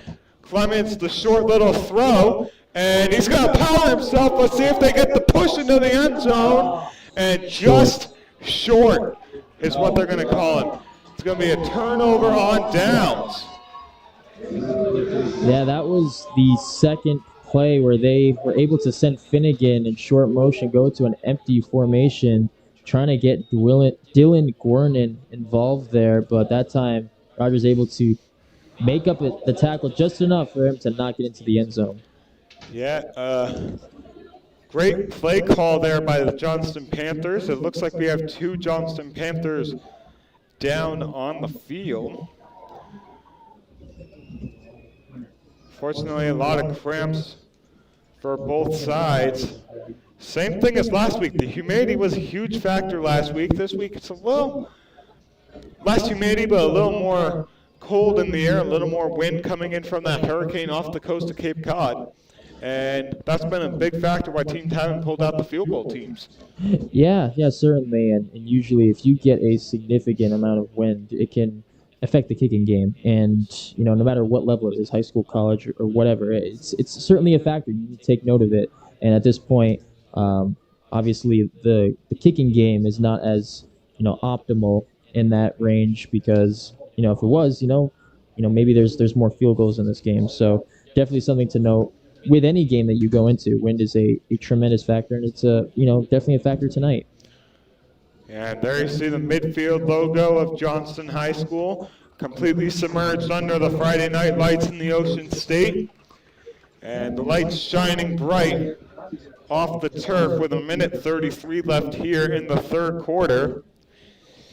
And if Johnston can keep playing the way they are, if they play great defense here stopping Rogers, that would be a huge momentum booster leading to that offense later on in the game.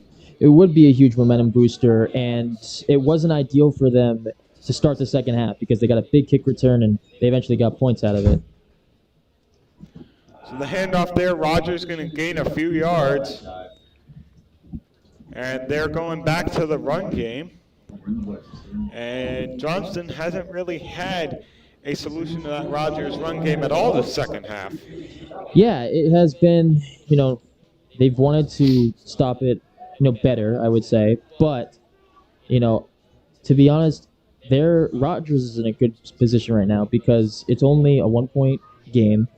And, if it were a 2-touchdown game, the plays would be completely different right now. I don't think you would see as many running plays. And so at this point, a 1-point game, they're going to stick to their running plays at this point.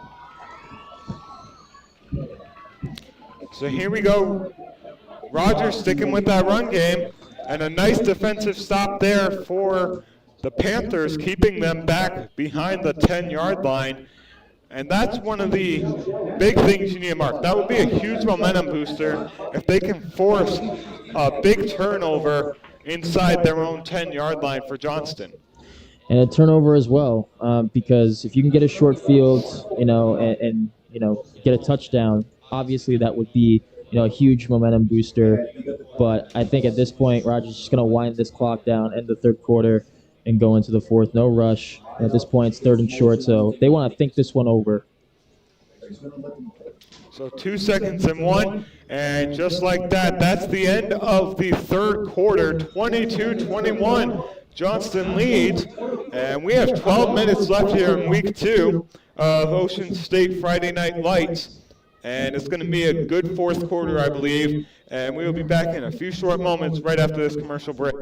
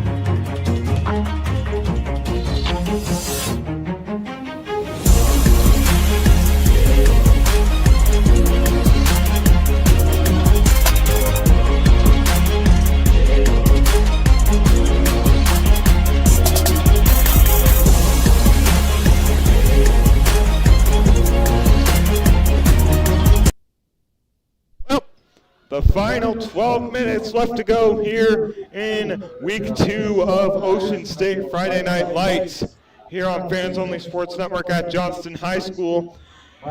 Rolling out to the left, and he's all over it. Good run there. That's going to cross the 30, and that's going to be a big blow to that Johnston defense. What a run. We've seen it a couple times tonight. Francisco Aponte on a waggle. This time, not finding anybody open downfield, decided to just take it with his legs. And you see him, his ability to just, gash the defense with his legs. He has no problem. There's no, doubt that when he's running the football, he can get a lot of yards, and that time able to get a first down. So 11:51 left in the fourth quarter. You can really hear the Rogers fans getting behind their team as the sweep comes to the left, and he's got room crossing the 50. And just like that, Johnston's going to bring him down at the 38-yard line. And on the run there, Travis Burrows, the senior, and he's got to be proud of himself there for that big run, setting Rogers up in Johnston territory. Jet sweep once again, as he's able to just cut on a dime and take it upfield. And Burrows, he's been really just this main facilitator in this offense, or the main productor rather in this offense, just picking up the yardage, a big chunk play to be able to get into Johnston territory. Same play other way. Machine over there. Jet that way. By himself. Get up there. So here we go. Let's see what Rogers can do. Rogers' offensive line doing a great job blocking this Johnston defensive line. On the run there, that was Jean Michelle. And Rogers doing a great job moving the ball here to start out the fourth quarter. Another jet sweep. This time Michelle getting the carry, going east and west, and Johnston able to plug up the middle that time, or not the middle, really just the perimeter to stop Michelle. They've seen that play twice, this time going the other way. It's good to see Johnston just limit Rogers to a minimal game on those jet sweeps. 22-21 Panthers lead, and we're 30 seconds away from the final 10 minutes. The handoff up the middle, and Johnston's defensive line all over that one. And the cheer team getting Johnston fans in the spirit to be behind that team as they're up by 1 here in the fourth quarter of play. Yeah, they definitely need all the cheering they can get, because right now it's a 1-point game. But on that last play, Nathan Delamorte getting in on the action. He's one of those big defensive tackles that's trying to plug up the middle, and Dean Paris also in on the tackle as well. So you love to see this interior line play. Handoff, Johnston missed the tackle, and Rogers doing a good job of the run game. 9:47 left to go here in the fourth quarter play. They tried throwing a wrinkle at Johnston, just a toss play to the weak side, and Dean Paris was able to come downhill to stop that run. And it looked like there was going to be an open running lane there, but Paris just came out of nowhere to make that stop. Huge play for the Johnston defense. So let's see what they do here. Aponte in the shotgun. Or sorry, he's on the center. He's going to roll it down, play action pass, caught there, and he's going to take it down inside the 20. And just like that, Rogers is in the red zone with 9:06 left to go. Reception coming from Alexander Toribio on the play. Great job by Aponte. I haven't seen him throwing it much tonight, but that time having to come up big, just finding Toribio underneath, really in the flat, as he was usually on those plays. He's faking the handoff, and then he's leaking out underneath if Aponte needs to check it down. That time on fourth down, able to check it down to Toribio and get the first down. Yeah, and Johnston fans in awe as they were up by 9 points earlier on. There's laundry on the field with 8:36 left to go. It's going to be a false start against Rogers, and that could be the spark of some momentum for this Johnston defense. Whatever it takes, if you can make the offense go backwards, that's always plus.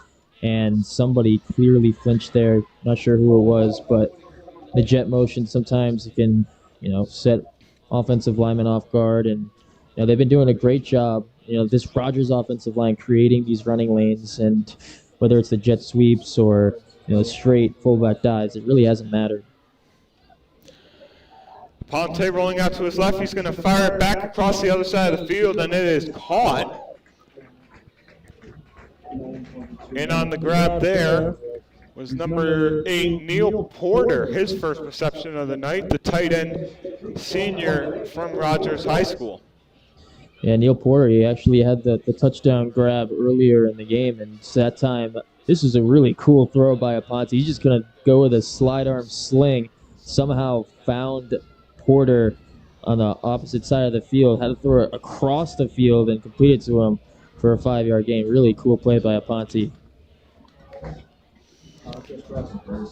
Handoff there, and a nice play there by Johnston High School on the defensive side of the ball. And on the play there, that was number 50, Nathan Delamorte. Talked about Nathan Delamorte and his impact. We talk about players, back in the day like Vince Wilfork. I mean, he's one of those kind of players that just plugs up the middle, and if you ever want to run it in between the tackles, you get it by Nathan Delamorte, and he was able to get in on the stop. Yeah, and Rogers getting in the nerves of Johnston fans as they're trying to run the clock as low as they can to give the least amount of time Johnston can get the ball with to try and get an answer back to extend their lead as the run goes up the middle. And he's still on his feet. Rogers doing a great job there on the run game. That was number 3, Alexander Toribio, yet again. Back-to-back weeks, Johnston has had to face not just wing T offenses, but big fullbacks. I mean, and it's been really tough, to be able to stop those kind of, backs, because they never go down on first contact. You usually need 2, 3, 4 guys to get on those guys and to be able to tackle them. And, Toribio he's been another one of those guys. Last week, Tyler Durang was able to run the ball at will, and Johnston facing another challenge with Toribio at fullback. So here we go, 5:55 left in the fourth quarter. And it's going to be 1st and goal for the Vikings. Handoff there, and he's going to break to the outside. Touchdown, Vikings. Alexander Toribio getting his 2nd of the game. And just like that, Johnston is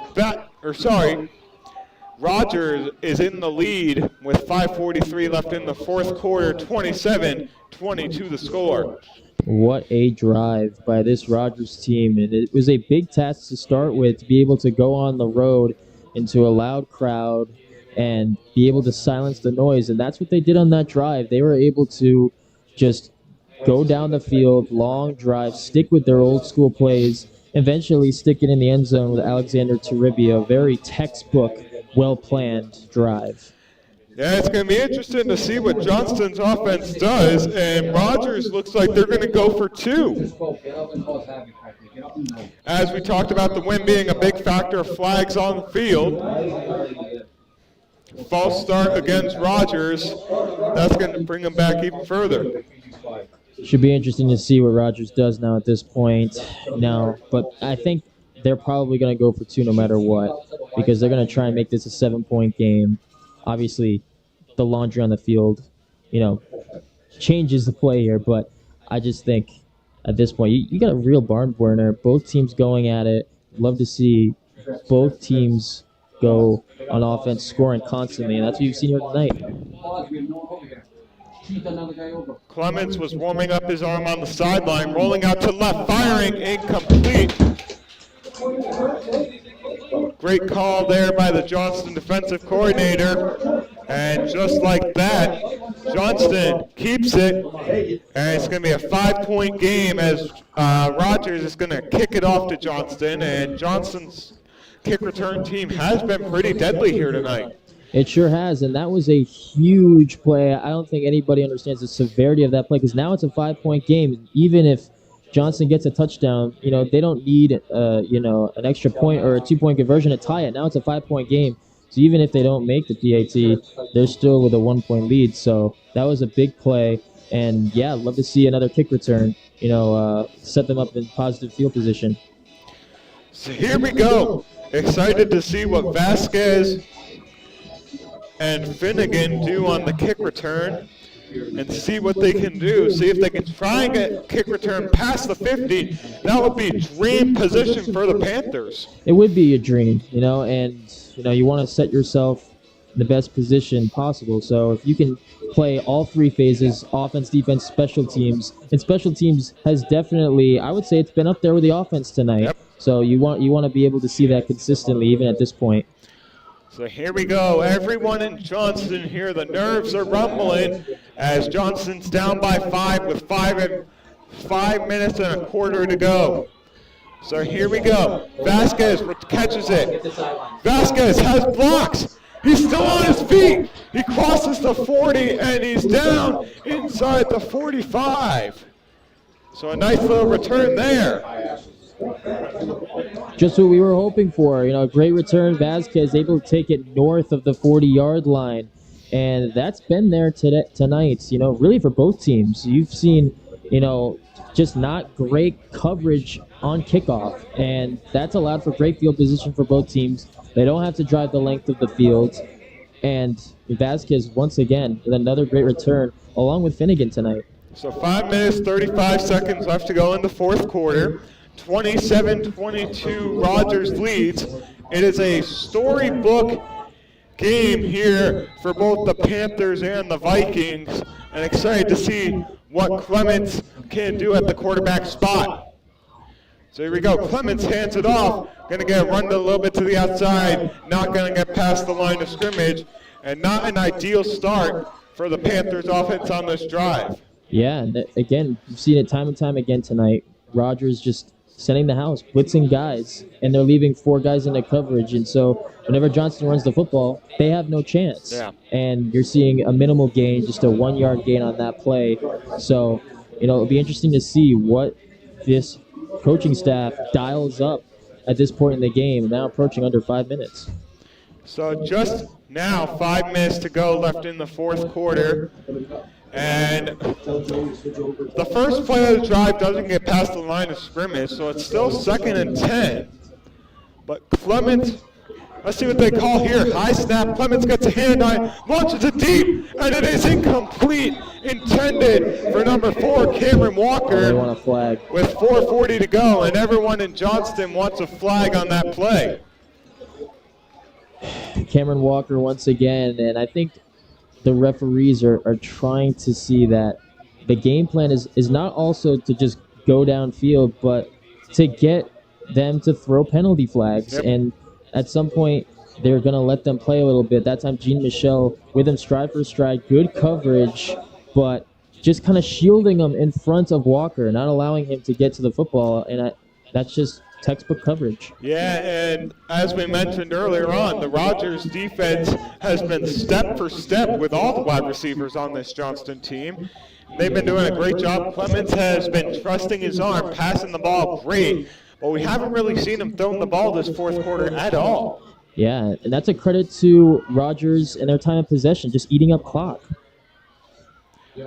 Wide receiver in motion. Clements dropping back to pass. He's going to throw it deep. Wide open Walker. It's caught at the 30. He's going to cross the 20 down to the 17-yard line. Once again, Clements going deep, and he's been making great throws tonight. We thought that they were going to switch quarterbacks, but after one drive, they've been able to keep Clements at quarterback. And again, the post route, it's been there because Rogers has been sending the house, and that time Walker gashing the defense big this time, now inside the red zone. Yeah, and going to mention, huge play there. Clock's still running, 4:17 left to go. Big first down for Johnston. That's exactly what they need. And Walker had a good 5 yards of separation from any cornerback in his region. Clements in the shotgun. He's going to hand it off, get through the offensive line. He's got room, and he's going to cross what looks to be the 10-yard line. with 3:54 to go. This has really turned into a nail-biter with that one offensive play.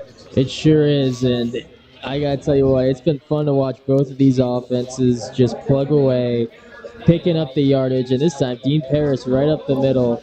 Just another good gain, and they've been going with him on these last couple of drives. Stephen Finnegan not so much, but Paris getting the bulk of the carries and getting positive yards. So here we go, 1st and goal for the Panthers, a dream spot here with 3.5 minutes left to go in the game. And Rogers' defense, they need to stop here. If Johnston scores, there's still time on the clock, but Rogers' defense would rather have a stop. Clements in the shotgun, running back to his right. Wide receiver in motion. It's going to be a jet sweep out to the right. He's got room. Crossing down to the 6 with 3:05 left to go. Yeah, going to try and get Finnegan involved once again. And, you know, there were a couple of times where he's been down, out on the sideline, and they're trying to get him involved once again on a jet sweep. But a good tackle that time from Jean Michel as he was able to stop him from getting, you know, yards after the carry. And so, again, another good stop. You know, but let's see what they dial up here. Still 2nd and goal, Yeah, so plenty of Johnston plays. doing exactly what Rogers did, trying to run down the clock to give the other team as little as possible. Because if Johnston scores right here, give or take, it's going to be 2 minutes left on the clock for the Rogers defense, or the Rogers offense, rather. Clements in the shotgun with 2:20 left to go. Real nail-biter here. Handoff gets stuffed by the Vikings defensive line. And just like that, 2 minutes and 10 seconds remain. And every Johnston fan is on their feet here. And it's going to be 3rd down and goal. And this is a huge play late in this football game. This is really tough because down the red zone, this is where everything gets tight. You got to make a lot of, if you are throwing the ball, you got to fit it into some tight windows. But right now, you're seeing great plays on the Rogers defense, being able to plug the line of scrimmage. Jeremiah McDowell getting in on the tackle. This is what you love to see as a broadcaster. 1:40 left to go. Tight 1 or 5-point game. Clements in the shotgun, and someone called a timeout with 1:34 remaining. Johnston calls a timeout, so we'll take a timeout and we'll get a breather here and go to a commercial break. We'll be back in a matter of moments.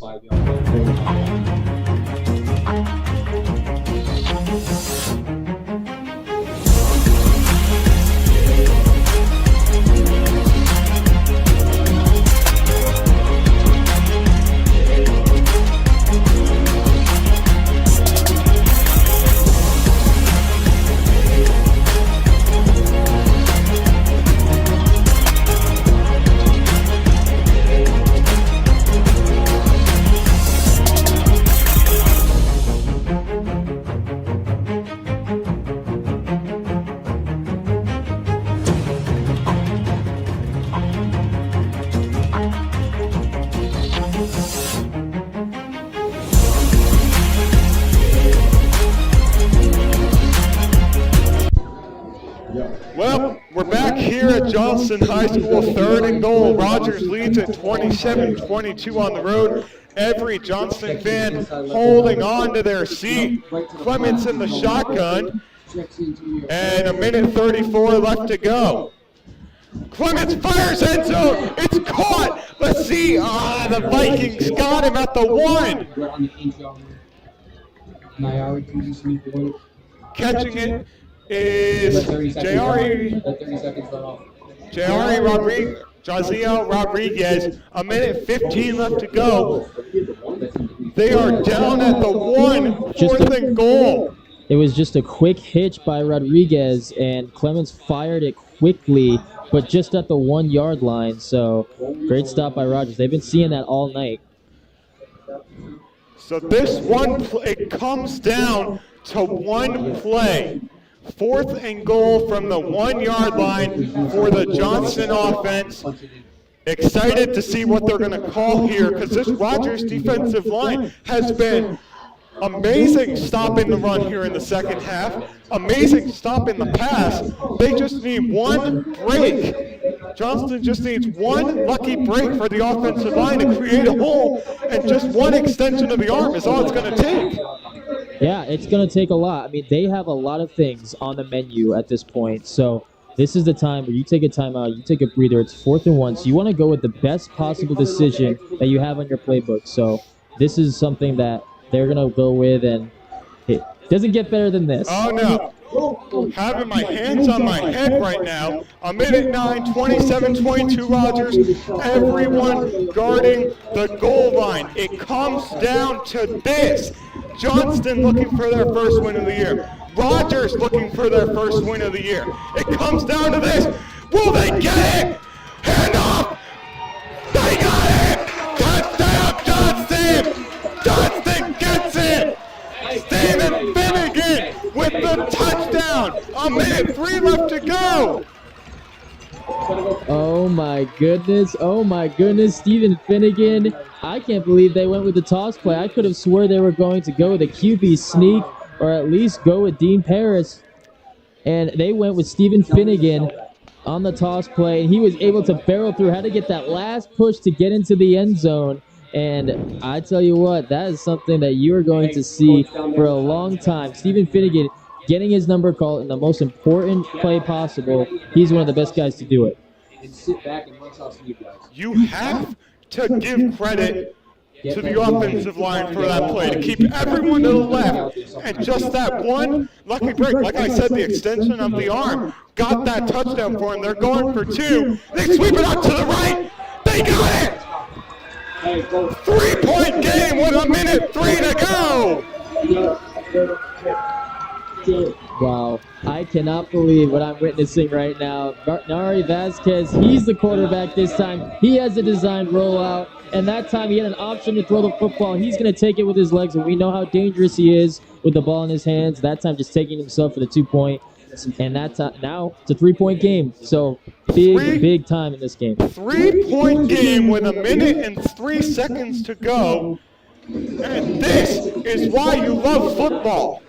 Any game could be out of reach for either team, and you can come back in a second, just like that. And Johnston on that 4th and 1 knew what they were going, 4th and goal. They knew what they were going against on that 1-yard line. They got the read outside. Great blocking by that offensive line to extend the sweep out to the right and get the extension into the end zone. Yeah, great blocking by the offensive line. They have not gotten enough credit here tonight. I mentioned a couple of times, we talked about Christian Sonner, Matthew Ponte, but really the whole offensive line has been a key contributor because they needed every inch to be able to get Finnegan the necessary running room, able to get those 2 points. And now you got a minute 3 left, so plenty of time for Rogers to make something happen here.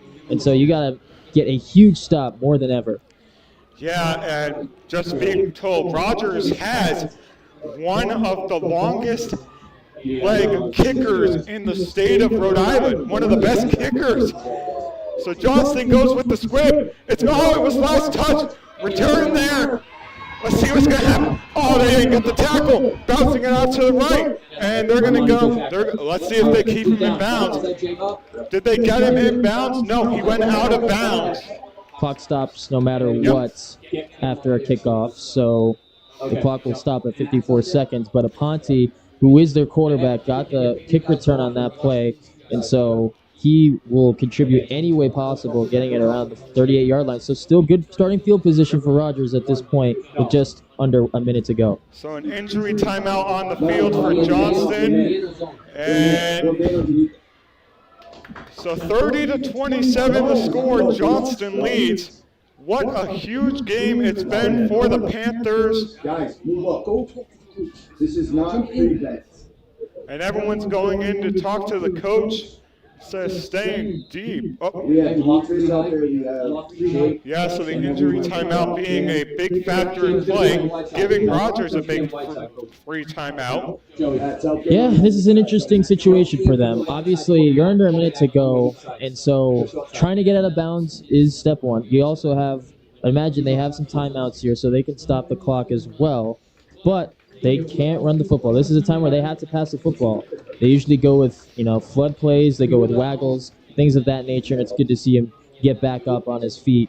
But Rogers, they have to dial it up here. They got to go with something special in their passing game because now it's under a minute to go. Cheat him out here. Yeah, and one of those things, the wind is a huge factor tonight. For a long kick, the wind has been coming into a factor. If you see the American flag on the other side of the field, that's waving in the wind. It looks like it's wind is a huge factor with the kick game, but it's got to be nerve-wracking. 54 seconds, maybe too much time left on the clock. Bounce outside at the 50. Nice tackle there, and he stayed in bounds. No, They're going to say he went out of bounds. Yep, they're going to say he went out of bounds. My mistake on that one. Joey. And Travis Burrows, a toss play. Interesting play call as they were just going to give him on a running play, just a toss play, but I think the goal was to get out of bounds there. So, and obviously they'll give it to him, but Travis Burrows just trying to get to the sideline. Gets there. A huge defensive play here needed. A huge defensive stand here needed.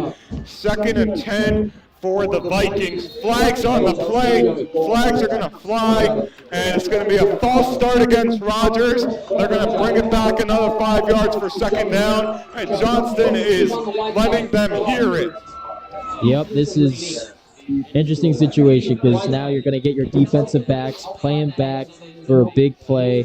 So as long as you keep everything in front of you, all you have to do is rally and make the tackle. That is something that they are talking to their players about right now. Outside of the tackle. Don't let the quarterback go outside of you. Okay. Don't. Yep. Stretch him. Here we go. The throw. The catch. Are they going to keep him in bounds? They do. Clock is still going to tick. Caught by Toribio. Clock is going to stop at 34 seconds. My mistake. I'm 2 seconds behind on the broadcast on the clock. That is my fault there for not keeping up. But what a game we are having here for week 2 of Johnston football on Fans Only Sports Network. We got ourselves a real barn burner. We were glad to see everything back and forth. And now it's down to the Johnston defense. Now Rogers is going to have to adapt, make different play calls, go with the passing game. And so taking a time out here to just talk things over. But it's been great. It's been great to call this game with you, Tristan. Yeah, it's been a great game. 34 seconds left to go. 30-27 the score. For week 2 of Johnston football on Fans Only Sports Network, it has been amazing calling it. Close games. Love to call these types of games. And I will try and see what the score is over at Burrillville High School. In case you are wondering, Burrillville extended their lead. It's 35-14. Burrillville lead in the 4th quarter. They're going to add a few more seconds to the clock. 37 seconds, 30-27. And here we go. The nerves are settling. HB toss. Johnston there. They get the stop. 31 seconds left on the clock. The clock is still ticking. Rogers has... Yep, the clock is still ticking. Rogers has no timeouts remaining. Are they going to run a play? Rolling out to his right. Let's see what happens. Pass is caught. He's got room. He's rolling out to the left. Crossing the 30. He's got it down inside the 30-25. What's wrong with the Huge clock? play there by the Vikings. They call the timeout, but it was an interesting play because Aponte completed the pass, and I think they knew that they had a timeout, but just playing it in the field of play, completed it to Miles Ventura, and he got a lot of white helmets just trying to contain, not let him get loose. Yeah, and so Miles Ventura eventually coming down to the ground. Yeah, and that's when the game's, one of the things, like I said, wind being a huge factor, they just entered field goal range, down by 3. So a field goal would tie it. But if you're Rogers, what are you going to do? Are you going to try and go for a touchdown and win it? Or are you going to try and run the clock down, go for your shot at a field goal to take a chance and tie it? That's a great question, and that's something that I would imagine they are discussing right now. Do they have the confidence in their kicker to make this field goal at this point? Maybe it's a little bit too far, but if they're able to get out of bounds, stop the clock, maybe they can rethink it again and maybe go with 3 points to tie it. And as you joked about it before, poor clock management at the end of the first half by Rogers. Amazing clock management here towards the end of the second half. And if you don't know this, if you hear voices in the background, coordinators are sitting in the box with us. Incomplete pass with 9 seconds to go. Wow, and so again, they were going with a designed rollout play, Yeah. trying to get Travis Burrows involved again, and just a high pass from Aponte, and that was what caused an incompletion. But again, you got a lot of different options of how to defend this, and it looks like Rodgers, they're going to just try and go for the touchdown right now. It doesn't look like they're going for a field goal at all. Yeah, and there's one of those things, if you hear voices in the background picking up on the mic, the Johnston coordinators are going crazy next to us, and it's awesome hearing this side of the game. And Monte gets sacked! No, he got it away! Tackle! No! Clock's done! The game's over! Johnston wins! Johnston wins! They escape with a victory! And they mob their teammates on the field, getting it done in the final minute. The huge touchdown and 2-point conversion. And just like that, Johnston goes to 1-1, and Rodgers falls to 0-2. Johnston getting a huge win here at home ahead of next week's game against Pontiganson. Yeah, and what a way to do it. Get your defense out on the field, just containing, and it was a total team effort, and that's what it took to get this win tonight, because you couldn't just have the defense carry, the offense carry, special teams, whatever. You had to have everything: the coaching, the players executing, defense, special teams, and then at the end of the game to get the stop was just very key. Be able to contain Ventura and not letting him bust loose, and that was just a huge play, and it came down at the very end. Yeah, and one of the best things in sports there, you see the handshake line out of all states in the United States. At the end of every sporting event, the handshake line, great show of sportsmanship. And Johnston, seeing the team so excited, one team, unfortunately, one team wins, one team loses. It has to go either way. And Johnston coming out with their first win of the year in a nail-biter at home. Next Friday, they take on Pontiganson High School, and a great win for them here tonight. Harrison, what were your thoughts on the game? I mean, I thought this was a great adjustment by Johnston, coming off of a loss in week 1, put it behind them and in the rearview mirror to come out and really just play harder and focus. You could see that they were focused because they came out on offense humming. Yep. And you also saw the defense come up big when it needed to. They allowed 27 points, but that's a great Rodgers offense that can score at any time. They got great running backs, Ventura, Michelle, their fullback. So again, you love to see everybody play in 3 phases, and so that was a great football team, and Johnston should be very proud going forward. Yeah. So it's been an honor here to call week 2 with you. My name is Tristan Tingley. Alongside me was Harrison Frey. 4 more home football games remain in the Johnston season. We will be here for all 4, including the Thanksgiving Day game against Scituate High School.